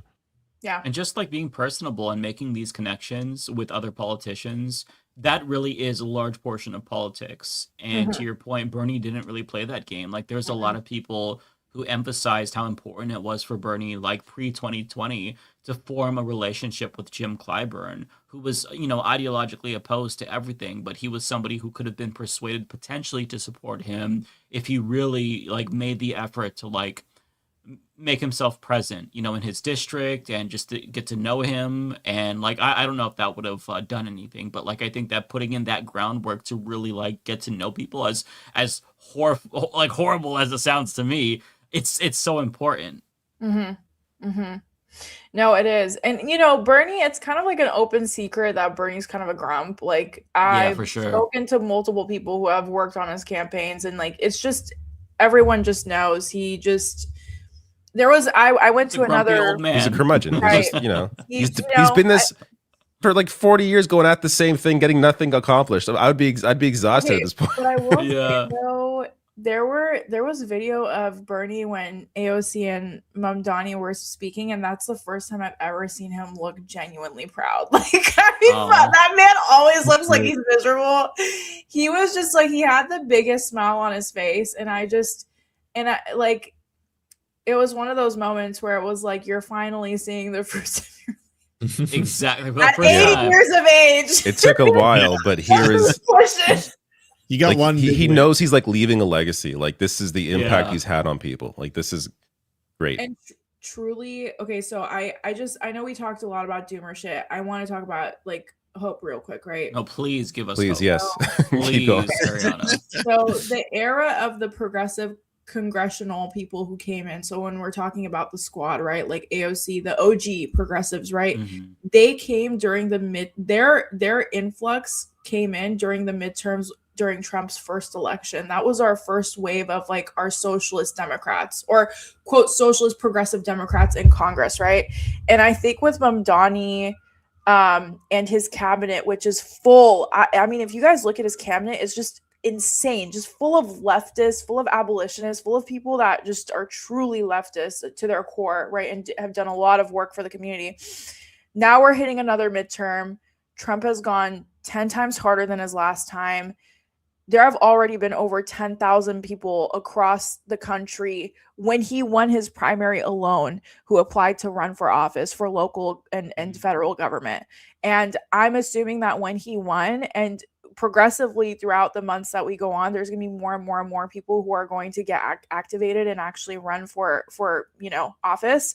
And I really think the pendulum is going to swing super left, not just for these midterms, but I do think that they're going to swing really left for the next elections too, because like, first of all, the pendulum always swings. But I think to someone's point here, you made a very good point about how I think it was you, David, how Mamdani is, or maybe it was you, Lance, that he's creating this pathway towards socialism within the Democratic establishment to work. Like he's showing us that, like, hey, if I could do it, you could do it too. And I think this is going to be hugely pivotal just for the future of America. Like, I feel like the America that we're going to see in the next 2 decades is going to be completely different. But we had to go through this extremism in order to get there, right? Unfortunately, I hate to say it. But back after the Depression, a lot of our socialist programs like food stamps, rental assistance, a lot of that came out of the Great Depression. And that's because after it pours, like rainbows come out. Like it's just like the cycle of history has always been. We just got to avoid the World War II thing. Gotta avoid that and hope, and not to be extra doomer as well, but like hope the elections are actually like elections that. Well, I will say on a state and like local level, I have a hard time imagining Trump can mess with those. No, I'm more worried about what he can do, like at the presidential. He's not going to make it 3 years. Let's be honest. It's going to be. I feel like he's going to croak. I know he does look very close. We always think that with these horrible old people, but they're the ones that last forever. Yeah, I'm gonna say I think that's copium. I think this dude is gonna live at least 10 more years. That McDonald's had in his body at this point have like ossified, like they've kept him alive. Like he's like the McDonald's has become him. Like he's just it's just this is what's keeping the engine going. I don't know, guys. 1,000%. I have enough faith in America to where he won't be able to become a dictatorship, but I think that ship has sailed. I think that functionally this is a soft dictatorship, and I think that one thing to look out for is, I don't know when, this year, we should see the new report from Freedom House. This is like what all political scientists, social scientists use, and they gauge how free countries are. America was like already 10 points behind Canada. This year, I would not be surprised if they shift us from free to partly free, which would be like huge, at least for like nerds who don't have lives like me, but like to see that shift officially, because like political scientists and social scientists are very, very conservative. And it's all, comparative and whatnot. But I would be very interested in seeing that new report. And this will be a report for 2025 that they release sometime in 2026. So, yeah. I don't know if he's. Oh, sorry. No, go ahead. If he. Yo, I'm sorry. Like, are we still gonna peacefully protest if he like doesn't give up his seat? Because I just. No, we're going to do what we always do, which is complain on social media and feel depressed. And the Democrats will do some email campaigns. I feel like that's a nice response. Win next time, send me $5 and we're going to really fight for your rights. I think that's a bridge that'll be crossed if it happens. Like, people don't know how the country will be. Like, that's Americans to decide at that point what they're going to do. I mean, he tried to overthrow the government in 2020 and he got reelected. So I know it's kind of an indication of what we're going to do. Like your new video at the very end, you had a great point. General strike. You're like, people keep saying what needs to be done. Honestly, general strike. Your other point about how, after time with AI, a lot of jobs are going to be replaced. So if all of a sudden 500,000, 2 million, 10 million jobs are replaced by AI, you don't have the same pressure that you have right now. If the labor force just paused for one day, right, you bring it all to a halt. But yeah, use your labor as leverage while you still have it, because that might be going away very, very soon. Especially like when you look at the what is it called? The economy where you kind of just like do the gig economy, right? The Uberification of everything, where people are doing DoorDash and Uber. Like, what labor is there to, withhold in that situation? I mean, sure, you can disrupt the economy because you're not Ubering people to and from work and whatnot, but like we're really losing a lot of leverage just in general as workers, not just because like unionization is so low, but because the jobs are just being taken by robots. So it's a scary thought, but I hope that it doesn't come to that. One thing I will say though, to maybe try to be more optimistic, and to Ariana's point, I don't know if you all heard this theory about us being in the fourth turning, and if you've heard about this. So basically, there's this idea that like history kind of repeats, and generally speaking, every 80 to 100 years, things just kind of like reset, right? So if you picture it on 20-year cycles, there's 4 cycles, right? So there's the boom where everything is good, and I'm butchering the names of this, but I'm just explaining generally what I know. There's the boom where everything's going great. Then there is another cycle before the unraveling. And then there's the whole unraveling cycle, and then there's the collapse. And then after the collapse, there's the build. So like, long story short, we're basically in the collapse right now.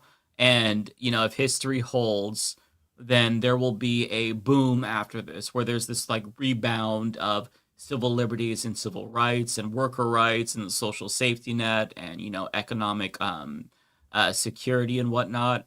So if you follow that line of thinking, that history repeats itself, generally speaking, things are so bad that, the only way forward is up. Like it's all downhill from here, basically. So if you buy into that idea, which there's no guarantee, right? But like if you subscribe to this, or you want to subscribe to this idea that like history is cyclical, then sure, things are so bad that they could get better next. And I do think that there is some cause for hope, because like Ariana was saying, like the pendulum is going to shift back to the opposite direction. The problem is that like I don't think it can ever shift back enough, given how far we've fallen. Like I think that, and we shouldn't is another point.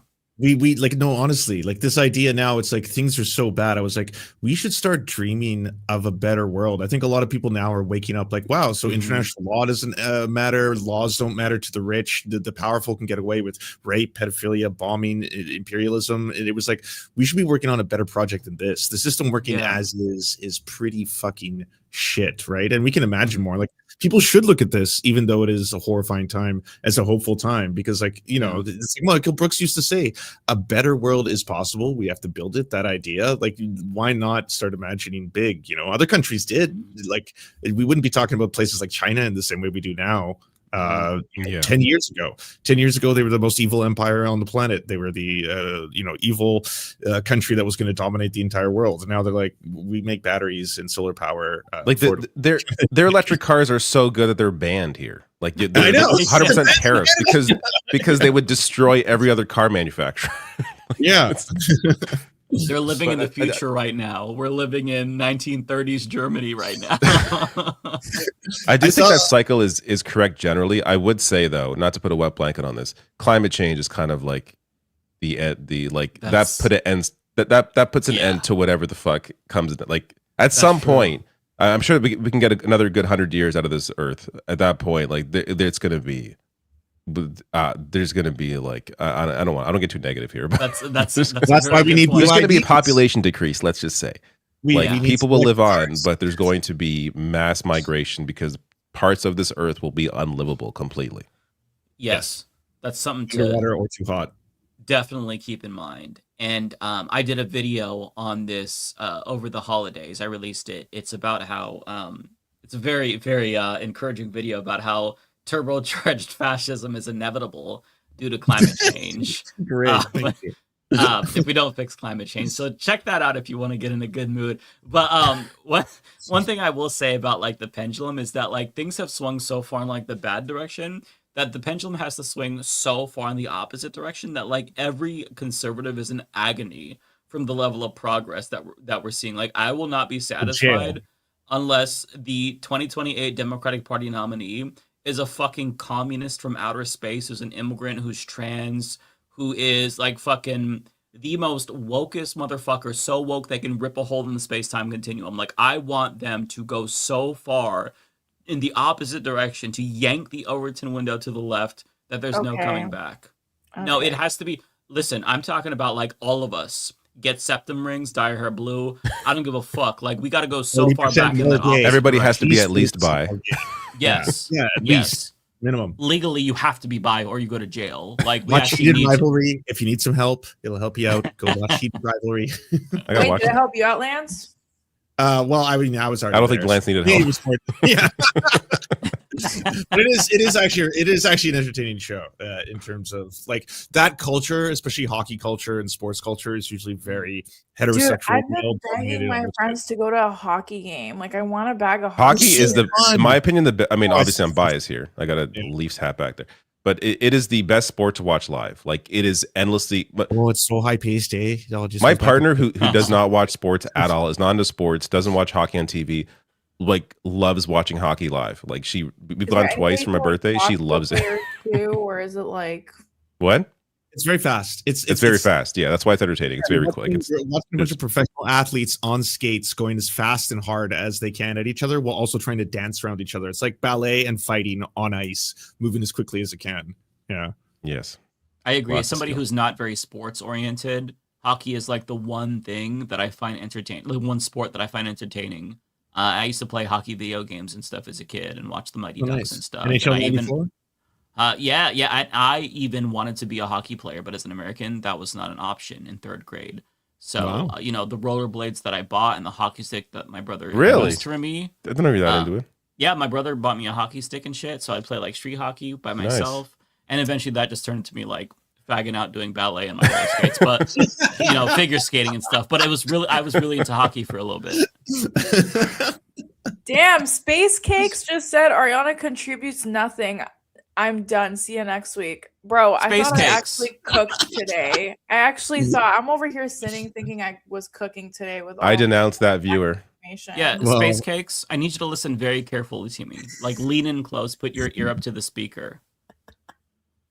Suck my dick from the back. Okay. Oh my god, I'm dead. Choke on it. I'm Also- saying. Well, you could also just leave, right? Why do people have to do that and be like, Yeah. I was displeased with host number 4, did not enjoy the commentary. Like, I just feel go. like at every Just, like, point there's a sign off. comment like that about one of us where it's like I Yeah. saw one when I wasn't on the show. I was watching the show and I just like scanned the comments when I was on vacation, and it was like a comment about Matt that really made me mad. Like it was like Matt's laugh makes the show insufferable. Like what the fuck? His laugh is like my favorite part. Like it's so Yeah. contagious. Like fuck you. Like why would you say that? It's devious. Yeah, like there's always some comment about like one of us that's just so aggravating. It's like you don't have to watch. We all have individual shows. So if like I'm so insufferable or something, like you could watch the other panelists on here. Like fuck you. I feel like I'm so I don't know, I'm so immune to like negative comments like that now. The I only am comments too. that honestly bug me are ones where it's like, why don't you talk about this? And it's like, that's I did in the video. Did you fucking watch literally it? just talked That's the about only for an comment that hour. bugs me. No, somebody actually came in and was like, a woman just died, and you guys are talking about hockey. Like we literally talked about that Oh my- woman. Oh my God. for I want to come in here and an cry for 3 hours? hour. Like, Jesus Christ. Like, it's ridiculous. Like, We talked about Renee Good for an hour, babe. Can we listen? Here's the thing, like you guys truly believe that leftists deserve to go live in a fucking mud hut that they create out of their own hands on the side of the freeway Mhm. with like basically probably stolen Wi-Fi, and you guys literally Well, want the- us to the make true no leftists. fucking money. You want us to just sit there, and you want us to actually make our own phone and dig the soil to find the minerals to put in the phone. Like That's you what guys, communism is. you guys. Wait, you want don't us do that, Ariana? to be- No, Oh, yeah. I don't. Are you not a real leftist? Yeah, definitely not a communist. Fake anarchist alert. Yeah. Yeah, it's not praxis to be miserable 100% of the time. I think that we try to do our best to balance off like the serious shit with some more light-hearted commentary and just like banter back and forth because yeah, we're people. We're humans. We have different Exactly. emotions at different times and different conversations. Like, Jesus Right, Christ. You guys just want us like it. Bro, we're so cooked. They're gonna create AIs that just talk about news in a live form 24/7, and then And they're going to be so agreeable too. It's going to be like, meanwhile, we're making fun of some billionaire that's trying to live until like fucking 140, and the AIs are talking about real news. AI streamers. Goes to watch the AIs. Yeah, we're so as soon as they make a It's so straight agreeable. human to support AI, I'm out of business. That shit will surpass 1 million views in like a month. I'll be done. Hello, I'll be fellow done. heterosexuals. I'd It's satisfy called me Kyle with this. Kalinske. Yeah. They'll just make like fucking Aryan versions, straight versions, like WASP versions of all the progressive commentators, and then like tweak it, make them more centrist, and then that'll be the dominant. We'll all be put out of business. Oh, Back dude. on a doomer no. There was this page on Instagram that was so sus. It was this girl who was like, me before I found Jesus, right? And it was basically her with a septum ring and like dyed blue hair and like all these breakouts and everything, right? All over her skin. And then the new picture was like basically a wasp version of her, right? Like skin, hair, makeup done, all down, like no more blue hair, no more septum. And I clicked on it and I was like, holy shit, this is a fucking AI page. It was literally an AI page of a girl that was convincing people that she thought she was a lesbian and she looked like a insane leftist, quote, right? And then she found the light and that's she a found fetish then. Jesus, and now she's a hot white girl. And I'm like, That's definitely a fetish. That's crazy. mind you, there's like I had to really look to figure out this was AI, right? If it's like your average, okay, let me put it this way. Okay, so when my dad passed away, we had to go through his phone. Listen, when your loved one passes away, you're gonna have to look through their phone. Just get yourself ready because you're gonna see some diabolical shit on it. But anyways, my father and his friends were all sending each other AI videos, and none of them knew that it was AI. None of them. Oh, Facebook has like ruined boomers' brains. Like the amount of AI on Facebook is insane. And like I did the video in Venezuela. There was that AI video. Oh, look at Venezuelans celebrating. Elon Musk retweeted it. It's so obviously fake. It's so obviously AI, but retweeted like, 20, 30,000 times. Like people like Facebook going crazy over this stuff. Like it's just it's hard to know how to communicate to people who don't see it, because to me it's so obvious that I don't know how to tell someone who can't tell that's AI. Now obviously it's getting better and better, but like there's like a sheen to it, like a lot of AI. It's just like there's like a weird perfection to like the face and the wrinkles and the expression, and sometimes it's obvious. Like, dude, yeah, go on. Sorry. No, it's just obvious that you can like the Venezuela video was like these zoom ins, this old lady crying like oh, and like zooming into her, like it was just so like perfect, and like these are not phone videos. Like this is not like, what is this, like a Hollywood production? Like it was just so obviously fake, but people fall for it, and I don't know how to fix it.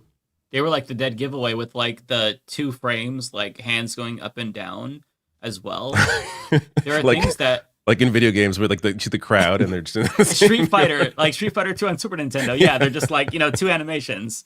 It's so obvious. Yeah, I don't know. Not like it's getting, as you all said, like it's getting much better, and that really does like horrify me. But I think that we're still in a period where you can spot AI, and the fact that so many people are falling for it at this level kind of like guarantees that we're cooked as a society. Like there's just like objective reality is not going to be discernible to regular people anymore, which is something that we're going to have to deal with. I don't know how we deal with that. Dude, I really wish that meme where have all of you seen the meme where someone puts up a picture and it's like every single video that your boomer parents send you think is AI, and every single video that's real now you also think is AI. It's like no, it ruined everything. No, but yeah, I really miss when AI videos would have like 20 fingers on their hands and like fucking they would have these like eating things, but then it would accidentally eat its own hand, and like the Will Smith that was spaghetti the one. Age of AI, right? There's a lot of just benign AI videos that I think kind of slip through the radar, less political ones. I don't know if it was on Facebook or what. There was a video, it was like a fake news page, and it was a video of a Komodo dragon breaking through the glass and and like the guy like tried to tackle him and was like holding him down. Oh, I've seen and like some the of those people videos. from behind are just like standing there, and it They're looked real funny at as first, fuck, but I bro. watched it and I'm like, this seems really off to me. Like, how did it break through the fucking glass for one? And how is this guy containing a Komodo dragon? And why are the people in the background just nonchalant? Like, I'd be fucking running for the hills, screaming like a little girl if I saw that shit. It's a Komodo dragon. And turns out it was AI. There's also like a bunch of like cutesy videos. Like my niece showed me one of like little bunnies jumping on a trampoline, and it was dark. So like because it was dark and like the low light, it actually made it look very convincing. I also saw one which is so it was a lot more fake, but there's a dog that was like chained up to a fence, and a giant ass lion jumps over and tries to slap him, and the dog's just like barking at him.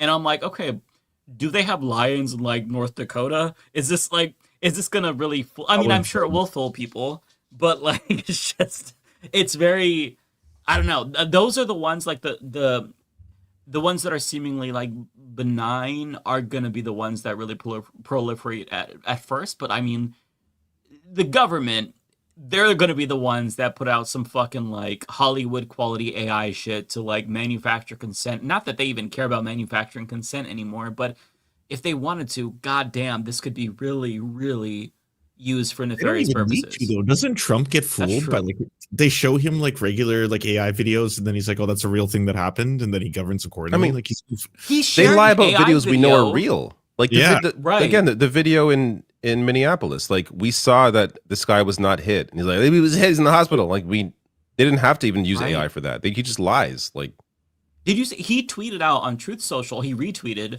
a video that was AI generated of his own policy that everybody is going to get free med beds. That's his healthcare policy. That's so There's going to be a ridiculous. med bed hospital. You can go Oh, I in there, love med beds. lie in a med bed. It's going to cure all your illnesses. And Trump is introducing this revolutionary technology. This is his response to health. He retweeted that. It's like, bro, what the fuck? yeah, like It's his Elysium. supporters that saw that, are they wondering where their med beds are? Like, Yeah, it's crazy.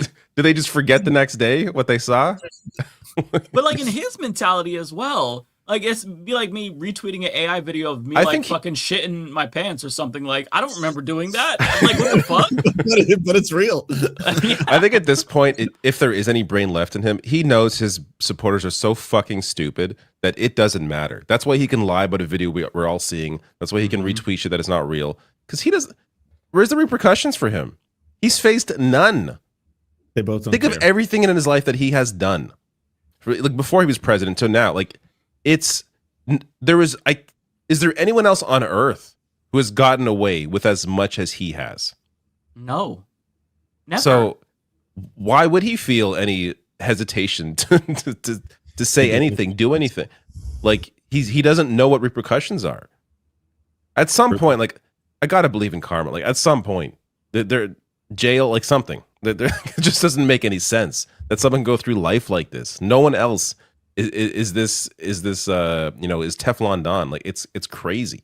I wish that I believed in God, because and this is how you know for sure that God is not real. Because if God was real, he would strike that motherfucker down with lightning immediately for all of the lies that he's telling while claiming to like be a believer in God. I just like I wish that there was divine intervention or like some sort of like Hell, eternal at least purgatory that these motherfuckers yes, would just live in for I've thought eternity. about this like every day this week, where I'm like, I wish hell was real, just so there could be something for me to look forward to for these people. That's true. Same. Like I want to believe so bad, and I understand why people are religious, because like it really does give you that like Comfort, that hope, that comfort. Yeah. Yeah, that like someday he's gonna be fucking getting poked by the devil's spear, and I don't know, fucking I don't know, just his hell, whatever his personal hell would be. Like he's just gonna suffer for all of the crimes that he's committed, but it's just he goes to sleep forever. That's the sad reality, which makes things so much more worse, because I want to imagine that right now Dick Cheney is being burned by fire, and it's just agonizing, and all of the images of like his victims are going across the screen as he's getting burned, and like this is the pain they felt, this is the pain that they felt. Now you're gonna feel like God, that would be amazing. And I sound like a psychopath saying this, but like, But it's like this is what they believe. Like every priest throughout history. Yeah. I sound as deranged as them. As I'm like, I want them to be tortured and suffer. I'm not a big no, but it's just like like having them at some point. We want these people to understand the fucking destruction they have caused people, like the death they have caused. Like they don't care, and how do we? I think it's natural for us to be like, how do we make these people care and like understand what they have done? And you can't, like, they're psychopaths. Like it's yeah. There's no mechanism that can get them to feel shame or human empathy or to ever, think about the way they might be perceived to other people. It's just me. What do I want? What do I need? And that's literally the only thing that they ever consider. Like, there's just not enough synapses in their brain to make those connections that regular humans make. Yeah. And this is how Dexter was created. Exactly.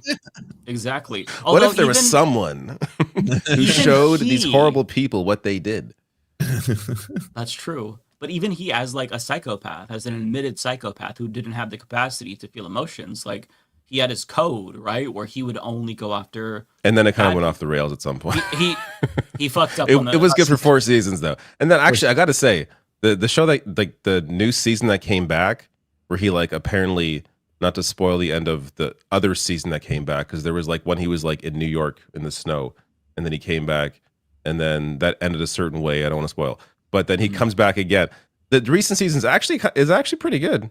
Oh, okay. I was kind of hoping it was going to be like a one and done, but it sounds like they're actually going to bring it back for a few seasons. It's like, all right, fine. And it has fine, Michael I'll C. jump on this Hall in ride. it, the new ones? But it was a good season.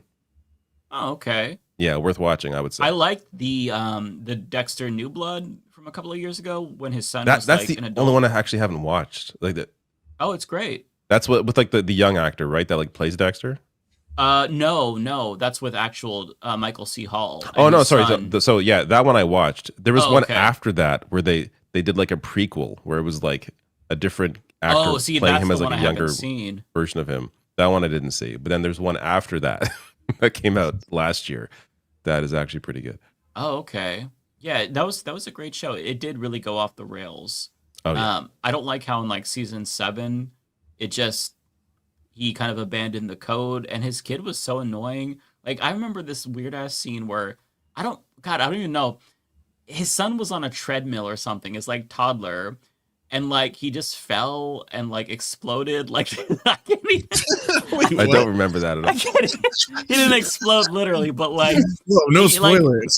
He like fell off.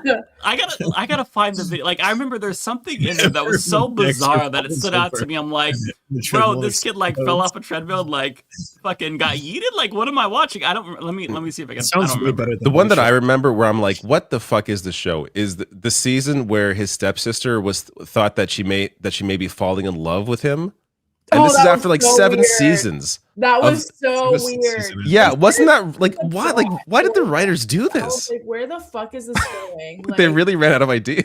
Oh my god! Okay, I found the clip, so I have to show it for you. I could play it like without the audio because that's gonna get detected by the copyright. But he like, does explode. He better explode. I have not seen this before, but I just remember this kid getting fucked up by a treadmill. Let me What? You said explode. like, I was being hyperbolic, but like, just watch. So she's like, Harrison, something, he's on the treadmill. He's like, fuck you, I'm gonna turn up the speed, bitch. And then shit goes off the rails fast. I must have completely. And he like fucking gets yeeted from this fucking treadmill.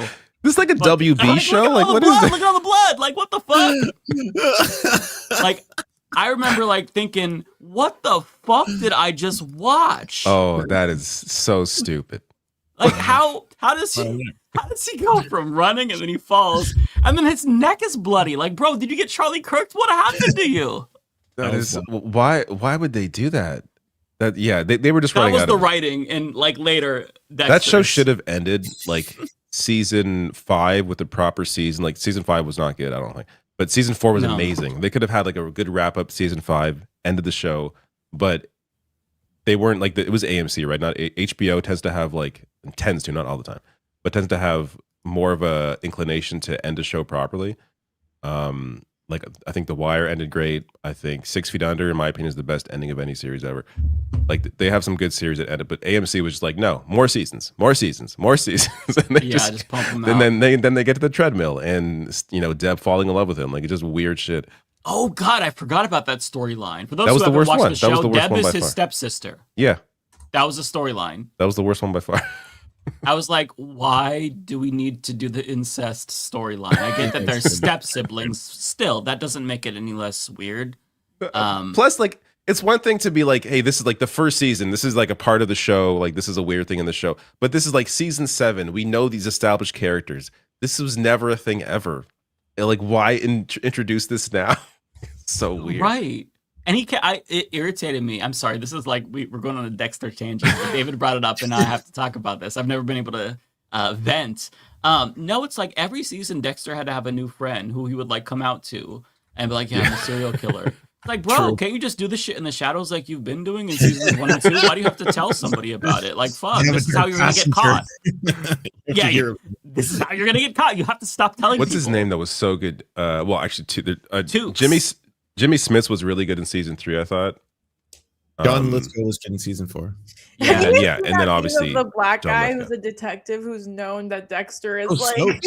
He's Surprise, motherfucker! Yeah, I love him. He's no, but have awesome. you guys seen the meme where it's like a specific song and it's like "Da-na," and it's like basically his face, and the whole meme is like when you know, when you know, but you can't prove it. Yeah. It's all the looks. I fear. Wait, we need to watch this now. We need to watch this. Wait, so his name was Stokes. I just called him Tukes. Dokes. Isn't that what is it? Dokes. I said Stokes at first because I mispronounced it. Then I said it's Dokes.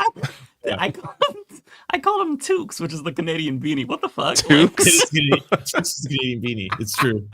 That's I called him crazy. Tukes or Tukes or something. I don't know what I said. Yeah, but Dokes memes are I was awesome. way off. Damn. God, it's been a while since I've seen it.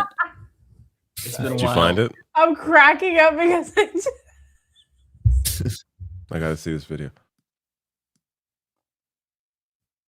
You're on mute now. You must have seen the Oh, on compilations. Like, it became its own meme now. It's just basically you see it all over. Oh the yeah, place. he's everywhere. He is everywhere.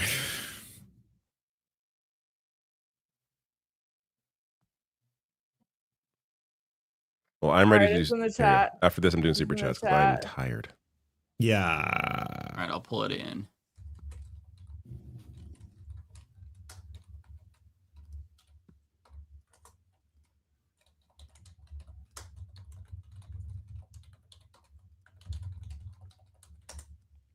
Okay. Oh wait, let me refresh it so it starts over. Yeah, see, this is great.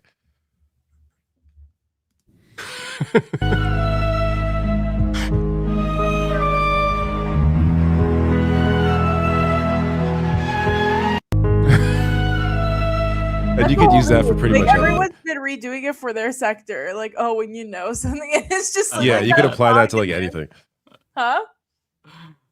You can apply that to like anything. Like you suspect someone doing something. Oh yeah, general usability. That Dokes is look high. is just classic.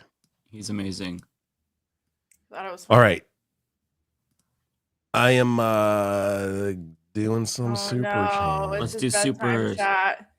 It's David's Where are the bedtime. super? Oh wait, I got the wrong thing open. He's clocking out. What's happening? I said clocking it's out? bedtime. You're clocking out. Oh my god, yes, definitely my bedtime. That's my bedtime. I only got like 10. Do y'all mind if I just like run through them? Go for it. Canadian Goose, thank you for your $10 generous super chat. Hi, Leftist Mafia gang. So disgusting to see Mega defend the shooting yesterday. Here's hoping more people see it for what it is. And F Ice. Megan McQueen, thank you for your $10 super chat. Said sorry to share more bad news, but I thought you might want to know. Breaking news: apparently, Border Patrol agents just shot 2 people in Portland. Yes, did discuss that. Daria Creates says, here, please take my croissant money for tomorrow. Oh, thank you. I hope you still get a croissant, though. Otaku Dragon, thank you for your super chat. Says, my family has gotten so extreme, I'm pretty sure they'd still support ICE, even if I got unalived by them. I want out of the state country. That's one thing I'm just lucky not to have, at least in my immediate family, are people who are just like far right wing. Like I don't know how I'd be able to deal with that at like, family gatherings. Like I feel for people that are in those situations because I don't have that experience, and it sounds horrible. Shit, not you again. That's the name. Thank you for your super chat. It says, hey, Double D, appreciate your recent video and being open about the hopeless, sick feeling you have in this nightmare. You're not alone, brother. Thank you. Kowalski, thank you for your super chat. It says, on January 12th at 9 p.m. Central Time, I'll be on the Letter Hack to talk about agriculture and my YouTube channel. Self-promo aside, David, Happy New Year. 2026 is going to be a historic year. Hope you're rested. Yeah, I will try to be. But thank you. Chris Thibodeau, I believe. Thank you for your chat. Member for 18 months. Says what Mike is talking about is actually detailed in the work of Peter Turchin. Highly recommend The Age of Discord and End Times. Check it out. Last Disciple, thank you for your super chat. Says wanted to send love to those at Ubisoft Halifax. I did see the story who lost their jobs after only just unionizing. Great Leftist Mafia tonight. Y'all rock. There has to be a way to combat, like a lot of combat companies just like firing a bunch of people who unionize, because I would argue that's probably the biggest barrier to unions forming. MK, thank you for your super chat. Says for making the point about Dexter Resurrection. There we go. Thank you. So that's what it's called, Dexter Resurrection. Good season. And user Elijah says best four. This is the A team. Don't say that. Everyone is great. I love Bender. I miss Bender. I miss Rebecca. Can you all compliment us without putting down others? Yeah, there's a way to like be like, I love you guys without being like, fuck those other two. David's great. I wish Mike was on his level. Fuck you. Anyways, so great talking to you all and feeling sane for at least a couple hours. This was amazing. See you all next time. So Take care, nice David. Goodbye. Bye. Nice seeing you again. It feels refreshing to see everybody again, really. I know. Was Matt here or did I leave? No, he's at CES. CES. So him and Rebecca will be back next week. So we could have a full lineup next week, which will be really fun. So that means you guys are sending money to 2 less people, which means you guys can send us more money. So Indeed. I'm just kidding. That's It was true. just the holidays, so I get it, chat. I get it. I really do. I know everybody's tapped out. Um, Did you want to go next, Lance? Sure, I don't really have much. I've been streaming all week, so Okay. I'll be fast. Cat Regime, thank you for being a member. Looney Tunes 9000, busy modding night. I've been MAGA mods right now from the left just because of the events of Minnesota and Ariana's chat and at Pep Talks. Pep should be a guest. Ariana, do you want to set that up? I'm not familiar with Pep. what? I'm Sorry, not familiar with that either. I'm doing this You know bit with something about Pep Kowalski in the Talks. chat. What was happening? She's chatting with Kowalski in the chat. No, it's a bit. It's a bit. I don't know. Yeah. Oh, okay. I was saying one of the chats is about Pep Talks and asking for Pep to be a guest. I don't know who Pep is, but apparently Who's Pep you Talks? do. I don't know. Do we have a Yeah, I'm link? not sure who this individual is as well. It doesn't Okay, ring a bell. I'll ask him. It's one of my mods. Yeah, if you want to interview people, you got to send us links and shit because we can't just read your mind. Got Good it. luck. Shit, not you again. Thank you for the $5. I've never rooted so hard for high cholesterol and heart failure my entire life for a certain PDF file in Power and his minions. Made the McDonald's flow. Prairie Fire Neb, thank you so much. The one and only. I've never been more optimistic about the future than I am right now. I've been to the mountaintop and I've seen the future of ecological restoration and social healing. We win in the end. Wow, that's a very beautiful super chat. I love that. Thank you. C13 DNA, thank you for the gifted membership and an insanely huge thank you to Tigwick for the very generous $200. Merry Christmas, Happy New Year. Thank you for consistently having good, nuanced perspectives. Now that I've said that, please don't let the super chat age poorly. Yeah, but you know, MAGA. That's it for me. Take it away. Ariana or Mike. In the chat, Rachel People Atwood says that thank you. Sorry. And Pep please Talks please. is on this space. Sorry, I didn't mean to interrupt you, Lance. No, I was sorry. I was just trying to throw in to do Twitch subs, but go nuts.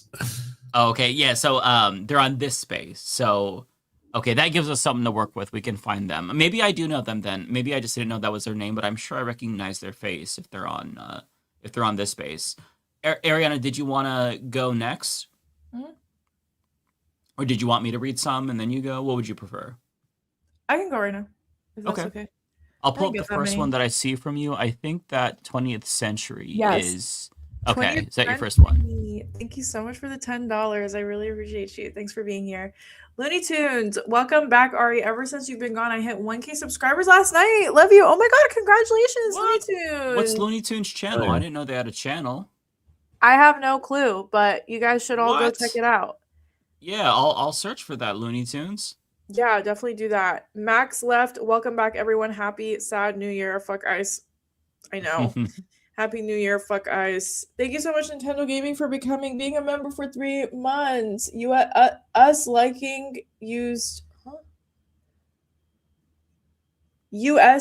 used Australia Sydney massacre. Huh? I don't understand.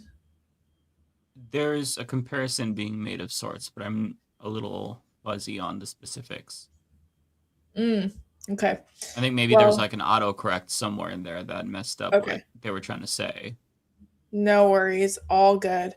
Well, thank you so much for being a member nonetheless. Nintendo Gaming Nintendo Gaming Channel. Thank you so much for $6.99. My opinion by voting for U.S. Republican Party indicates that you support racism, KKK, anti-Jesus, Christ, anti-God, etc. Do you agree with my opinion? 100%. Yes, I do. At this point, if you voted Republican, you're a fucking moron, and that's just that. Nintendo Gaming, thank you so much for the $2.79. Do you fear YouTube banning progressive outlets? I don't think so. I think impeding on the First Amendment is genuinely really hard, just because everything in the Constitution is very ironclad. So I would be surprised if they were able to legally shut down like a bunch of progressive channels. I feel like that would be a huge fucking lawsuit that would 100% win. I think what would be more likely is them throttling us in the algorithm, suppressing us. I think they'll suppress us and throttle us, which they do already. But taking out progressive outlets, no, I think that's very hard. Kowalski, hi, my 6'5" king. I called Kowalski 6'4" and he corrected me. Chat, he's 6'5". So he's not 6'7". No, 6'7" I fear would be a little too tall for my liking. He's the perfect height. I'm just kidding. I never found it weird to call into MR or talk into a camera or speak into large groups. I was put here by God to be a shepherd. I'm also very narcissistic. Happy New Year. Are you trying to win me? Because I love a toxic man. I'm just kidding. Thank you so much for the $10, Kowalski. I appreciate you. I guarantee you women love shy men, I will say. And I'm sure the women in the chats can relate. Shit, not you again. Thank you so much for the $2. Hey, Ariana, old people bashing is Mike's thing. Yes, we know he hates old people. Shiloh, thank you so much for being Thank you for the $20. Oh my god, it's so sweet of you. Thank you for sharing the good news out on New York City. I hadn't heard it yet. It's important to be angry at ICE, but nice to hear progress is still being made. Yeah, of course. I feel like every week with my newsletter, I try to do one good news at least once a day or once a week, because there is good things happening. It's just getting shadowed by all the Trump shit. Oh my gosh, Shenron Dragon, thank you so much for the $5. Hi, Ari. Don't be ashamed that you know your stuff, and I always think people shouldn't underestimate you. Also meant to say universal pre-K is here in NYC, by the way. Did not know that, but thank you so much. I think Mom Donnie's plan was more like childcare and stuff like that like surpasses pre-K and stuff like that, preschool, but I will look that up. Because universal pre-K is great, for 4+ or 5+ or whatever, but like what do you do if you have like a 3-year-old or a 2-year-old? So I love that he's doing that, because that'll really help people, because childcare is so expensive. I know this and I don't have kids, but because everybody who has kids, they're like, it's unsustainable. So expensive. Yeah. Rick's Americana 749. Ariana, watched the 1989 Paul Newman movie Blaze. It's about political charisma based on Governor Earl Long's life. Wow. Okay. I'm writing that down so I can watch it. Thank you so much. Rick, thank you so much for becoming a member. I really appreciate you. Thank you. Nintendo Gaming, thank you so much for the 279 question. What movie released the same year as you? I don't know. What movie was released in 1996? The Mask with Jim Carrey. The top 15. Matilda came out. Trainspotting, Fargo, Independence Day, The Rock, Mission Impossible, Scream. Oh, that was a great year for movies. Yeah, Jerry Maguire. A lot of good movies. Happy Gilmore. Oh, The Mask was 1994. Okay, I was off. Sling Blade. Very good. Romeo and Juliet, Wow. the Leo version. Ugh. All right, well, there you have it. Shit, not you again. Thank you so much for the $2. Speaking of Septum Ring, invite Monte Madere too. Who was that? I don't know. I would imagine somebody with a septum ring. Right, I have no clue who that is, honestly. Nintendo, thank you so much for the 279 again. Peter Griffin is smarter than U.S. Republican voter. Who's Peter Griffin? He's the lead of Family Guy. He's the main character. Oh, okay, yeah, I agree. No opinion. Wait, that's so funny. The username like is that. Noah and then Pinion. What? Oh, that was smart. Oh no, I like their. I was saying I like their name. Oh, okay, yeah, the name is really cool. Thank you so much for the $20. I appreciate it. And your name is so creative. I love it. Thank you for the $20, though. Thank you so much. Ari, thank you for your reporting. Hope your cooking journey is going well. Kowalski, when are you going to propose? There is a line. Don't fight over me. I'm just kidding. Guys, the chatter who has my heart is Kowalski, so I fear you guys are gonna have to fight it out like Angela had Dwight and Andy fight in the parking lot in the office. If you know, you know. If you don't, So you're saying that you'll respect the outcome of the duel. I'll respect the outcome of the duel, but I'll end up with Kowalski. So just It's inevitable. I was just joking. Kuya Demon, thank you so much for the $10. Am I being selfish with withholding coming out to my mom, who I know loves me but is triple MAGA voter? I dread knowing her right-wing media intake will justify Renee's murder. It's tough for me. Honestly, I'm bisexual, but I'm not gay necessarily. So Mike, I feel like you're in a better position to answer this question. I have an opinion, but I don't know if I'm like the right person to ask. Why? Because I'm gay. Yeah. Quite literally because you're gay. Yes, that's the whole point. The whole point of why I gave it to you. This is discrimination. No. So I would say that you're not being selfish. It's a very personal process and a personal decision. So if you don't feel comfortable and you don't feel like sharing that part, then there's nothing to be like to feel guilty about. It's all on you.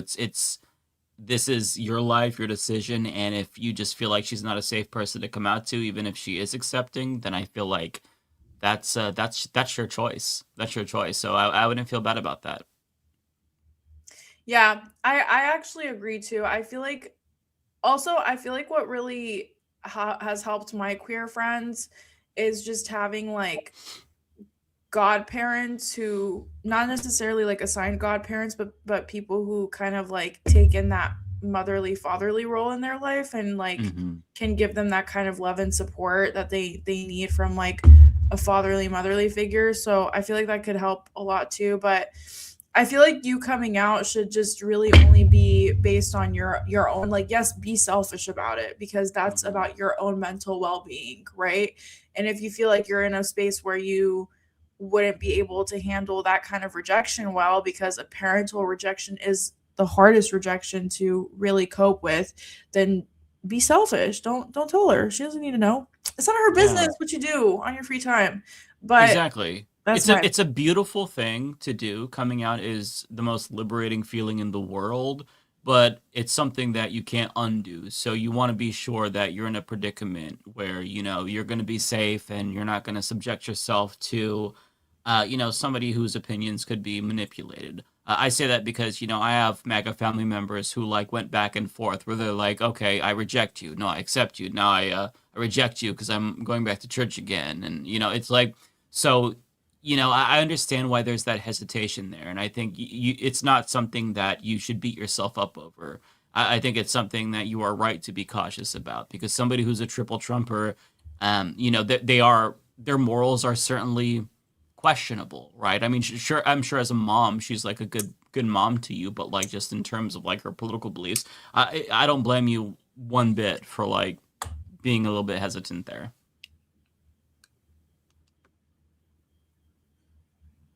That's all for me. Okay. That's all you, Mike. It's all me. All right. I think that David's are still in here, but so if I read them again, then forgive me. I'll just go through these one by one, and if you all want to check out, you can. But if you want to stay, that's perfectly fine with me too. Okay, first one here is from Ocean Guy, who says, I think it's very likely Trump will still be around even in 2029. He has the best doctors in the world, however. We will not remember who he is by 2028. I think that you're probably right about the first part. I think you're wrong about the last part. I think he's going to leave a lasting mark on this country for a very long time, but I love the optimism. Canadian Goose says, Hi, Leftist Mafia gang. So disgusting to see MAGA defend the shooting yesterday. Here's hoping more people see it for what it is and fuck ICE. Yeah, my whole video tomorrow is about MAGA dipshits defending the shooting. As you can see, it really pissed me off. As you're gonna see, it pissed me off. Thank you for the 5 gifted memberships to Ant-Man. That is very generous of you. Really appreciate that. Thank you to Fritza for being a member for 14 months. That's a very long time. And Nintendo Gaming Channel sends in a member chat who says, whenever I watch anything Star Wars, I always refer Sheev Palpatine as Orange Man, both exactly alike my personality, traitor of their government, etc. Yeah, I think that's apt. Tony Rizzo says, Mike, I'm visiting Portland soon. What can I absolutely not miss while I'm there? I'll only have 2 full days for now, so I'm trying to make it count. If you have time, I'd say go to OMSI. OMSI is so much fun. Like, that's a standard, like, I don't know. I feel like that's kind of a boring, lame answer, but I really enjoy OMSI. I haven't been there in a very, very long time, but you can't go wrong with OMSI. And, like, if you just go downtown and you, like, walk into, like, the mom and pop shops and, you see all those little, like, antique shops that you'll find, like, little fun stuff like that, I find to be enjoyable, but find like a little spot with a bunch of food carts and like go crazy. I think that there's a lot of options there as well. Oh, OMSI is a museum. Sorry if that wasn't clear. Yeah, it's the Oregon Museum of Science and something. What is the I? Let me look it up. An industry, Oregon Museum of Science and Industry. Very, very fun. They always do different exhibits too and whatnot. So thank you to Tyler Hackner for being a member for 36 months. That is crazy. Thank you so much, Tyler. Megan McQueen says, sorry to share more bad news, but I thought you might want to know. Breaking news. Apparently, Border Patrol agents just shot 2 people in Portland. The FBI is going to investigate. Yeah, we saw that earlier. Thank you for letting us know about that. Omega Shenron says, y'all know what I'm bringing up since Guess Who's caught up. And Lance, what part of One Piece are you on, sir? And F Ice. Oh, that's a good question, Lance. I don't have an exciting update. I have to buy more volumes. I'm still done the 4th volume, which is 12 of the episodes. So I'm still stuck inside the whale. I will provide updates when I move beyond whale. Yeah. Apologize. I'll let you know. I'm excited for you. The anime is good too, by the way. Yeah, I tried to find it, but apparently Crunchyroll is super evil, and it's where everyone says to go for anime. And then I was like, they apparently they're on some. I think they're on the BDS list. Are they really? I was subscribed to Crunchyroll. Super shit. No kidding. Let me look that up. I don't want to be. I don't have them anymore because I finished all the anime that I wanted to watch. But I was subscribed to them for like a year and a half. I know they're owned by Sony. Yeah, don't quote me on that. Let me look it up first. Okay. I got some big thing from someone. A lot of people in chat too were like, "No, not Crunchyroll. It's really bad." No kidding.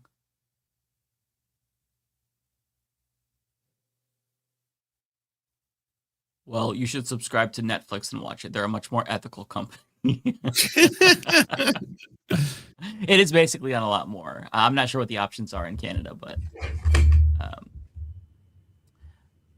so Blue Witch says, I've been recruited into the heated rivalry called. Yeah, Lance told me about that. And ever since you told me about that, Lance, I've been hearing about heated rivalry like nonstop. So maybe I'll check it out at some point. It's got to be like the most popular Canadian TV show of all time. Like, you know, they're doing the Oh, Fallons dude, now. everyone's talking about it. It's like been I ripping know. through all of my friends. They're all obsessed. Social media, Really? TikTok, Instagram. Yeah, everyone is losing their shit to it. I'm I watching hope, Welcome like, to nothing Derry else, right now. because it's really nice it came out at a time when Stranger Things was basically trying to do like rainbow washing and be like the show is shitty or Dude, bad. that Or was so weird. I know. Yeah. Heated rivalry, while like the rom-com and romantic parts of the show are very cheesy. Like, you know, if your tolerance It's for a cheese- rom-com. No, it's not. It's not. I would say like it starts No out as rom-com. like this like super sexy, like two really hot guys, and like, you know, the challenges of being in this really like straight, you know, hyper masculine world, but also being attracted to. That's like the first couple episodes, and that's what most of the hype's around. It turns into a really, really well acted, passionate, and incredible drama about actually like coming out, actualizing who you are, learning about yourself, and like you don't really get that until the later episodes. To start, like if you just want the kind of rom-com dialogue, super like lots of, you know, abs and man ass and shit like that, go for the first couple episodes and then see how you feel about the show. But like I would like to think that as the shittiness of Stranger Things did this much damage in the media world, it's been offset by heated rivalry actually caring about like its queer characters. Like the writer of the show, the director of the show, who is also queer himself, clearly cares about like the LGBTQ+ representation in the show and treating it seriously. Okay. Yeah. If it's like, because I have a very hard time watching like any romantic comedies or love stories, I just like immediately start daydreaming. I watched this movie over the break called The Roof Man or something with Channing Tatum and Kirsten Dunst, and it's about like it's based on a true story. So however much, you know, true they based it on, but anyways, he like is a criminal who escapes prison, and he's like staying in the Toys R Us, and I rented it and watched it, and it's a fucking switcheroo, a bait and switch. Like it was a rom-com. Like the second half, it's just like about a love story. I'm like, what the fuck is this? Like I was outraged. Like I don't care about. I was so mad. Like I don't care. Like I struggle to like get into like love stories and stuff like that. But if it's done well, like the Last of Us, those characters were great. Like that was actually a great storyline. So we'll see. I have a feeling that I might have a hard time getting into heated rivalry though, based on the first couple of episodes. My attention span is shit these days. So. Yeah, it's if your tolerance for like, you know, kind of cheesy rom-com meetups and hookups and drama is really low, then you'd probably have trouble with the first couple of episodes. But the last two are really sweet. They're it's like a payoff. Okay, it's okay. a very big payoff. Yeah, I was. If I get desperate, I'll check it out because I have a feeling I'm gonna like check out halfway through. I promise you, you're gonna like it. It's not a rom-com. It's like these two gay men who secretly kind of love each other. Well, it is like but love that sounds very unappealing to me. Love is a big part of it. I think like what the show does well is it tries to like, you know, frame the main characters in a world that is so unwelcoming to them in terms of like professional sports. Like it's supposed to be, you know, two of the greatest NHL players, the equivalent of the NHL anyway, are basically super into each other, but also super competitive with one another to be the best player / can we actually hook up, but we can't because we're both straight, but we're not, but we kind of, well, I don't even know. And then, you know, that kind of idea and dynamic. I don't know. The more I hear, the more I get unsold. The more you're unsold. All right. Feels more like a rom-com. I'll just, you know, what'll happen is if I'm like really bored, I'll check it out. But I have a feeling I'm not gonna make it through like the first half an hour. We'll see. Like the payoff would be nice. Like if it's like actually well done and stuff. It but is the good payoff. the quirky romance shit is gonna immediately like I'm gonna hit a brick wall. I just can't get through that. Yeah, that's fair. Okay, so the next one is from Ant-Man, who says, any news on the couple that got shot out in Portland, Mike? You're closer to that side of town. I'm stuck out heading to Astoria. Oh, so you must be nearby too. Yeah, the last that I checked earlier in the show, they were wounded, but they weren't actually, like, they're alive. So I'm not really sure. We'll have to stay tuned to that, and I'll kind of follow it closely, because I found out just before the show happened. Or the show started, rather. Thomas Bachman says, that moment when you realize we are only 8 days into 2026 and we can name something vile that happened almost every day this year. Right? That really puts it into perspective. Yeah, we're 8 days in and so much shit has happened. It feels like an entire year has went by. We're 8 days in. My God. Forrest says, or Foresto says, you might get to it, but there's already a second Fed shooting in Portland. Yahoo used passive voice, but seems like CBP sniped 2 people and dipped. Jesus Christ. That wouldn't surprise me. Yeah, I'll definitely look into this. Thank you to everybody who's bringing this to my attention. Bayphoto says, apparently starting off the new year with a few days of peace is too much to ask for. Happy 2026, LM. Thank you. Happy New Year's to you as well. V-Man says, Kyle Kalinske mentioned they hit the grave of Hugo Chavez. I saw that as well. They hit the mausoleum that his body was in. This reminds me of in 2005, the FBI took out socialist Puerto Rican revolutionary Filiberto Oreja Rios. I butchered that. I apologize to all of my Spanish-speaking viewers. I'm trying, but I'm terrible. The date, September 23rd, continued in next chat. Oh, okay. September 23rd just so happens to be the date that Puerto Rico launched its first ever revolt for independence in El Grito de Lares. To this day, the FBI claims it was coincidence. Filiberto is my profile pic. Okay, interesting. Thank you for sharing that information, V-Man. I was not aware of that. I appreciate that. Okay, says, welcome back, Mike. Have you beat DK Bonanza yet? Well, thank you for the welcome back. I beat DK Bonanza months ago. It was an amazing game. It was my game of the year, actually, in 2025, with the first Berserker Kazan being my runner-up, and I think Schedule 1 being like number 3, or maybe Split Fiction. It's a tie. Daria says, here, please take my croissant money for tomorrow. Well, thank you very much. I appreciate that. Sam, Cartoon49 says, this is why this midterms is more important. We still need to primary every corporate Dem. I still have hope in this country. Also, F. Schumer. Here to all of that. Yeah, if you don't let my doomerism get you down, if you feel optimistic, you should chase that feeling. Just, it's been a rough week, so I needed to kind of vent. But yeah, don't let me rub off on you if I'm being overly negative. Tokyo Hans, thank you for becoming a member. Appreciate that. Tim Sims said, thank you for the generous super chat, by the way. Very large. Thank you. What a time to be alive that I had an argument with my parents over the video showing what happened in Minneapolis on socials, with them telling me they are AI slop by commie conspirators, unlike the truth from Fox News. Shakes my head. Oh my God, Tim. I'm sorry, because I cannot imagine how frustrating that's got to be. Like, I am so sorry, my friend. That is brutal. I'm sorry. Tokyo Han says, there's a surprisingly rational reason why Trump, I don't know why I said supporters, of why Trump wants to take over Greenland. Due to the melting ice caps, they have discovered an additional 200 million Epstein files mentioning Trump. Yep, I think you're right on the money. V-Man says, one day we will live in the world Filiberto wanted, a just socialist world with a free and sovereign Puerto Rico. Viva Filiberto, viva Puerto Rico Libre. Thank you for saying that. I honestly, like, any dose of optimism that you all can inject into my veins is very much appreciated. Thank you so much.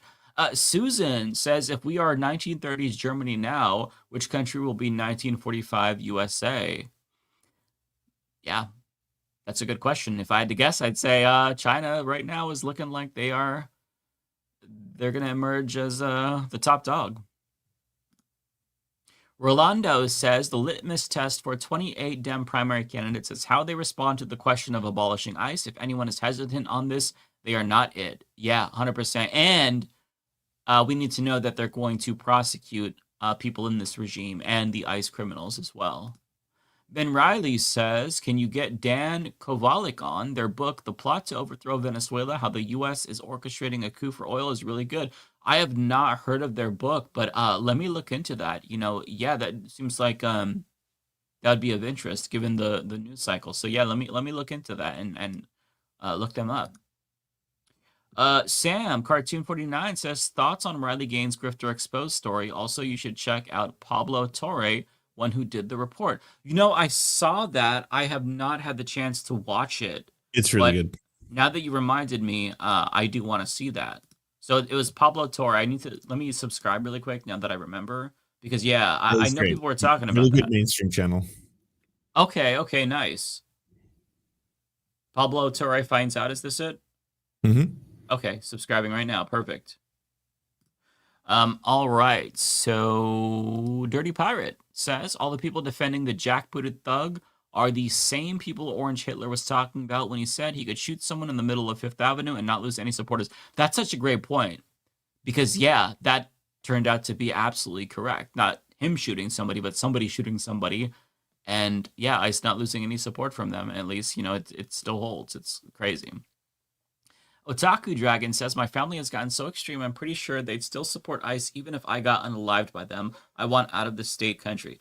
Yeah, isn't that crazy? Because I feel like, Otaku, what you're saying, it's so extreme, but like so many other people have that same thought. Like I agree with you. I think that some members of my family would feel the same way, and I know that a lot of you who have mega family members would probably say the same thing. So as crazy as it sounds to see like family talk about people that way, or to think that way, or to think that your family would behave that way or believe that, it's crazy.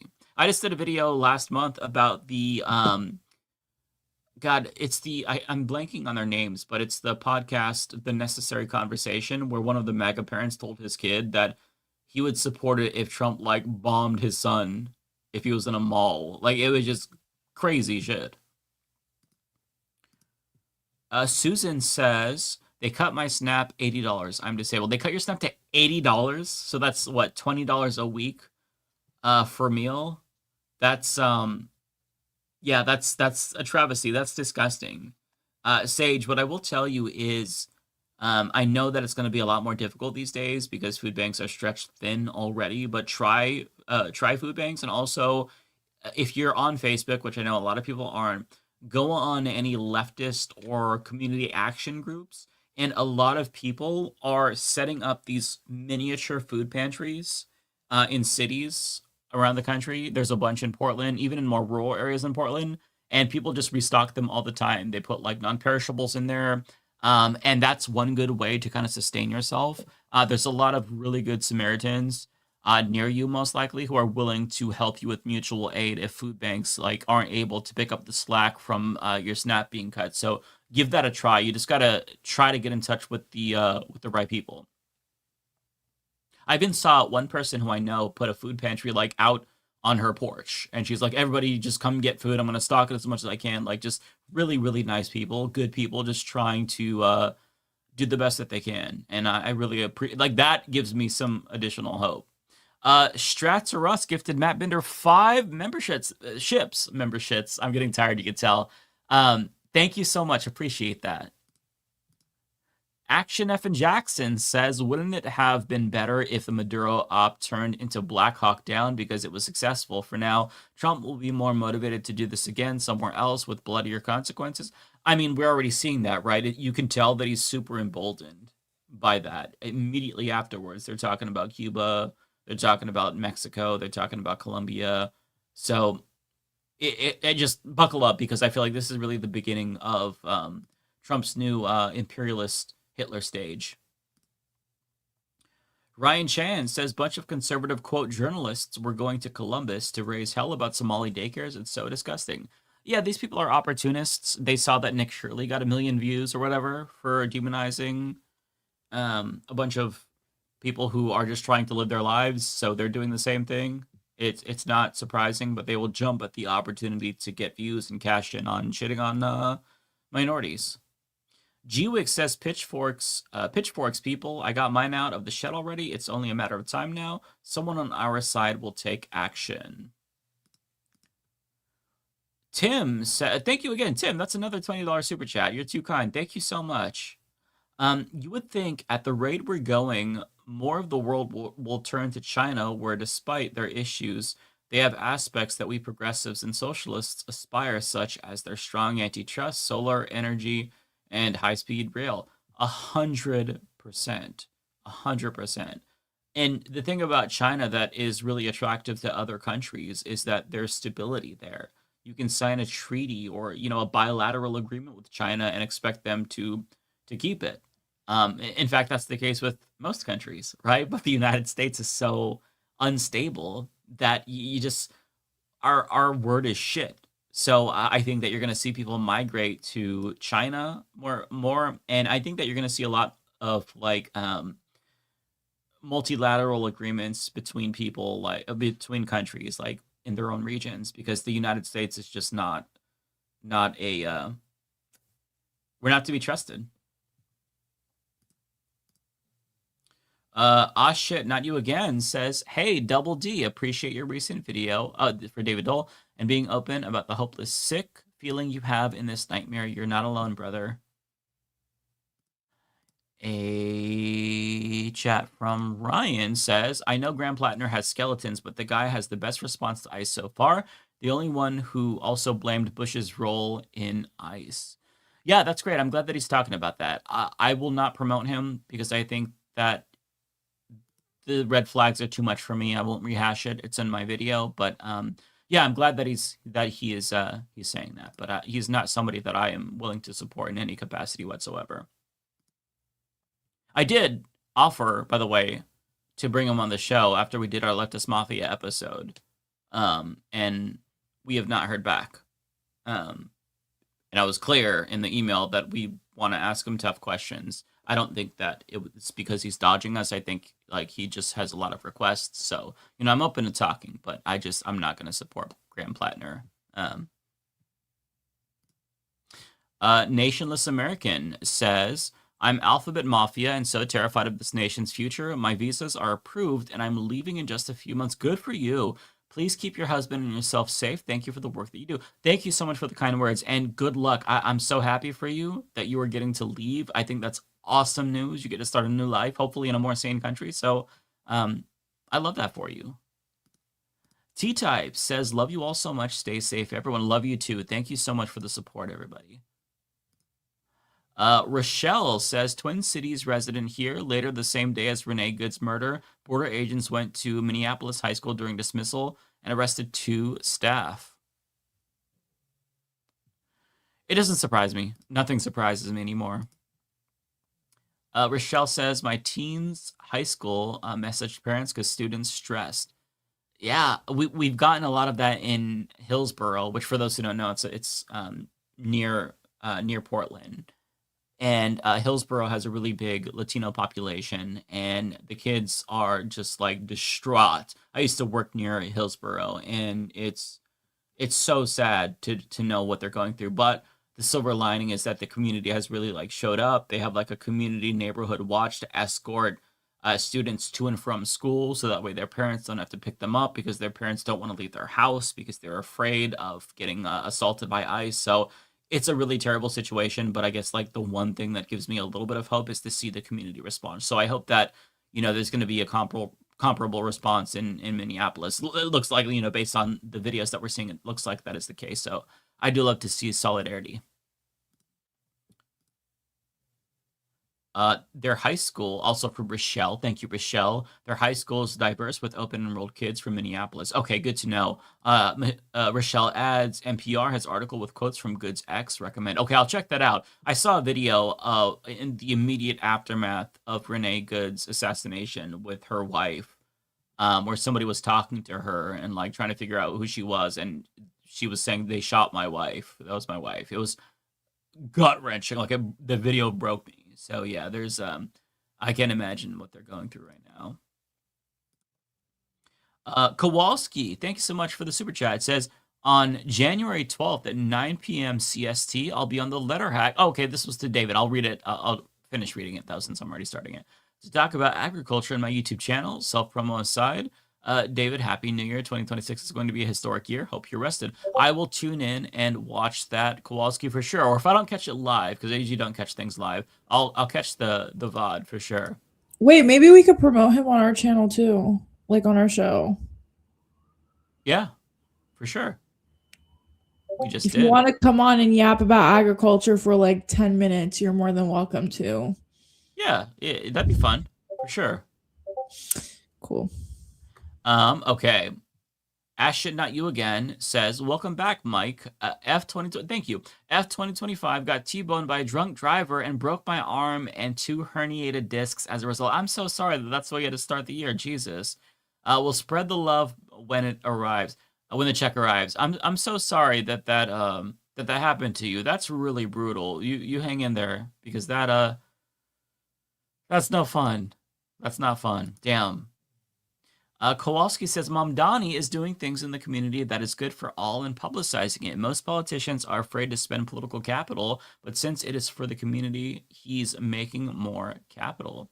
I'm so happy to see Zoran doing all these things. Like, his success is all of our success. So yeah. All right, getting closer to the end, everybody. Sorry. Nope, not Kowalski. Rachel says Mandela Marcus spilled the tea on Bernie's campaign ish. Okay, maybe I'll have to check that out. Jesse Gar says, I can't imagine Renee's kids are feeling right now. There's no excuse for ICE to exist, and all agents must be locked up. I won't vote for Dems who like ICE. That's my philosophy as well. That is inexcusable. Gwick says, I bet you $10 that the orange orangutan will leave us by the end of 2026. I'll probably give you 10 anyway.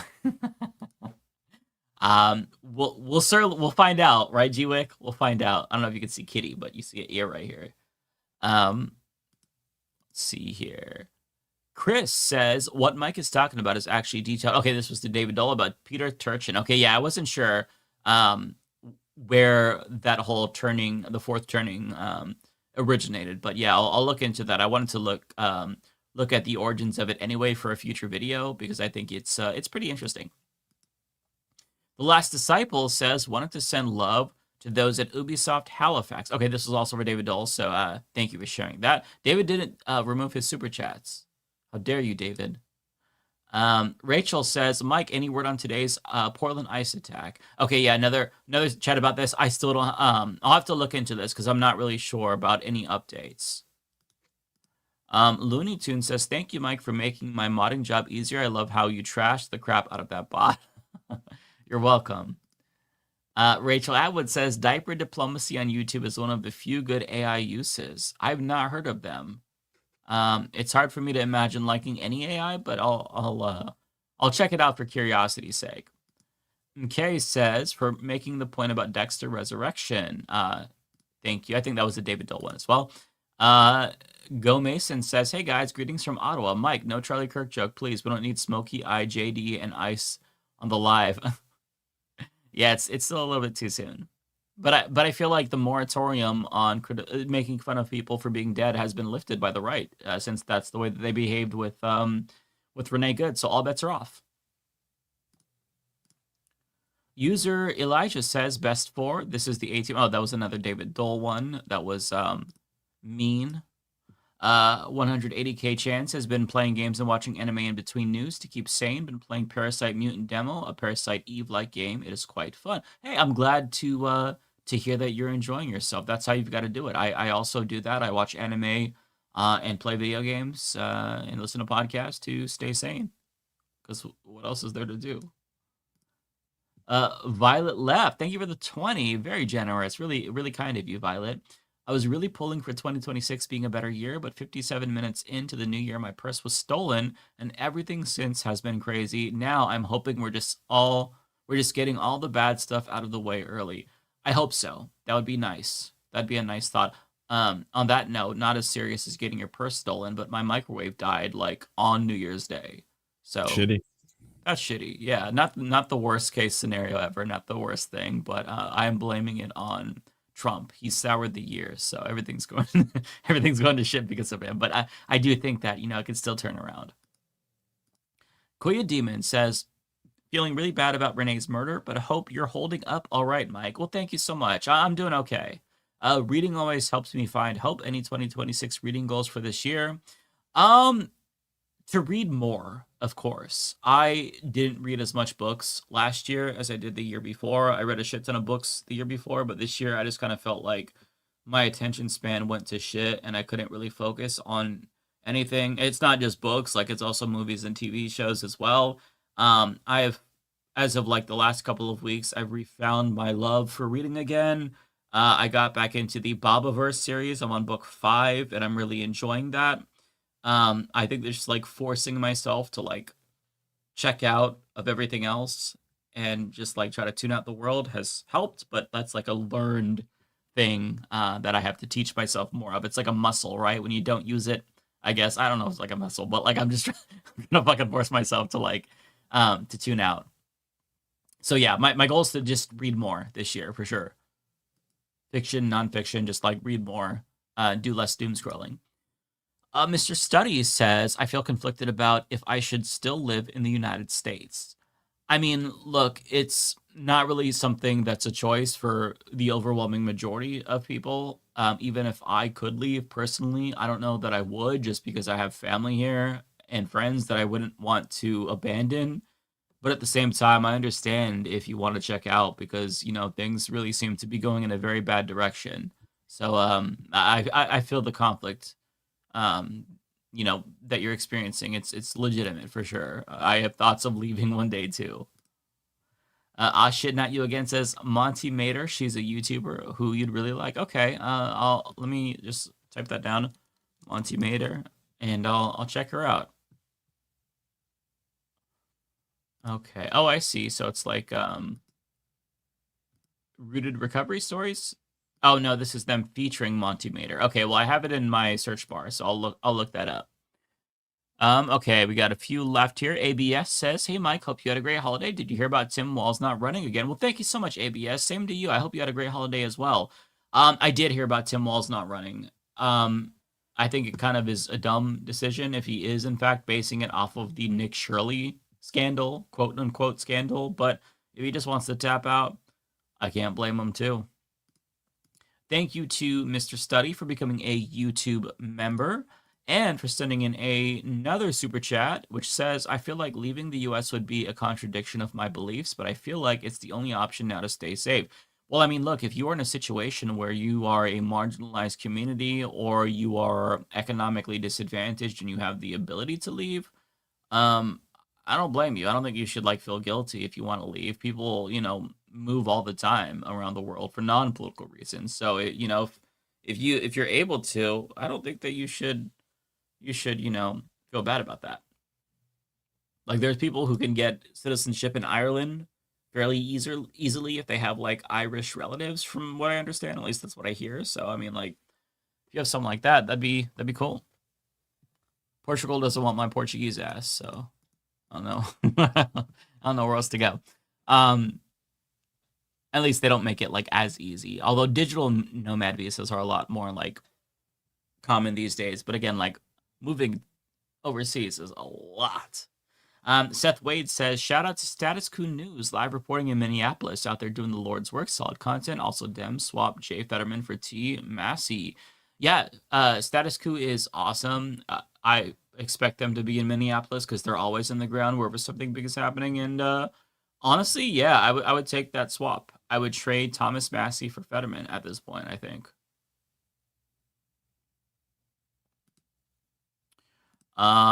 Lizzie Bennett says, I get how you feel, Mike. Like Dick Cheney unalived. He ex the Akuma raging demon die 1,000 deaths, and he experienced every death he caused.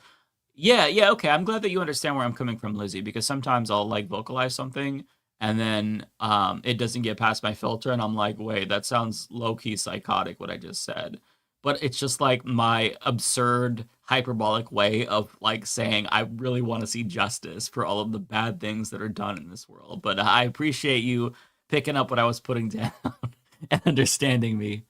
Nintendo Gaming Channel says, referring to hate crime Bondi Beach, Australia. Oh, okay. That was a clarification about an earlier super chat. Thank you.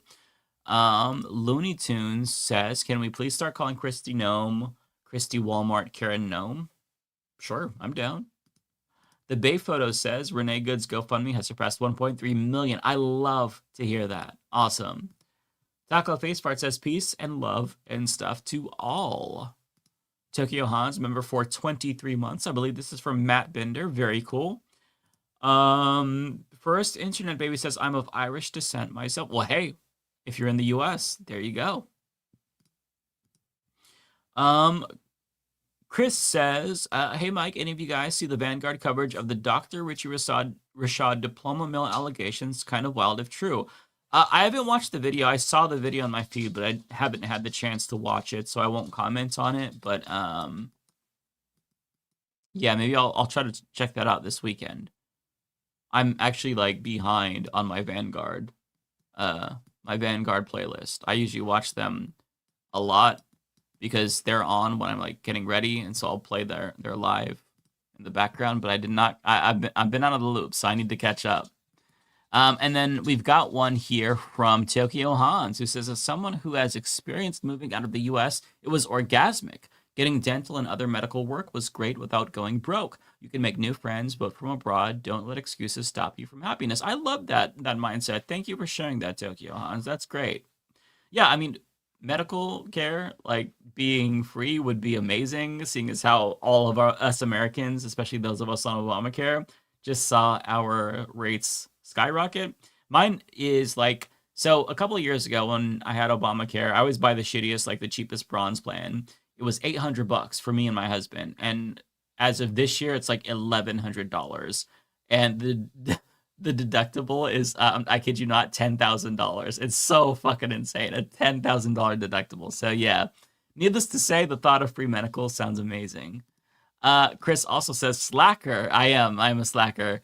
And Nintendo Gaming Channel says, what is everyone's opinion on Bondi Beach? This happened when I was on break. It was like, I think it was after the last episode of Leftist Mafia, I want to say. So I don't know if anybody commented on it. But yeah, I mean, it's crazy. It's crazy to see something like that, especially in Australia, because they did gun reform that America wouldn't, and they haven't had a mass shooting, like a major mass shooting, since they did gun reform. So that was actually really startling to see for sure. And then last but not least, we have one for you, Ariana. This is from Lizzie Bennett.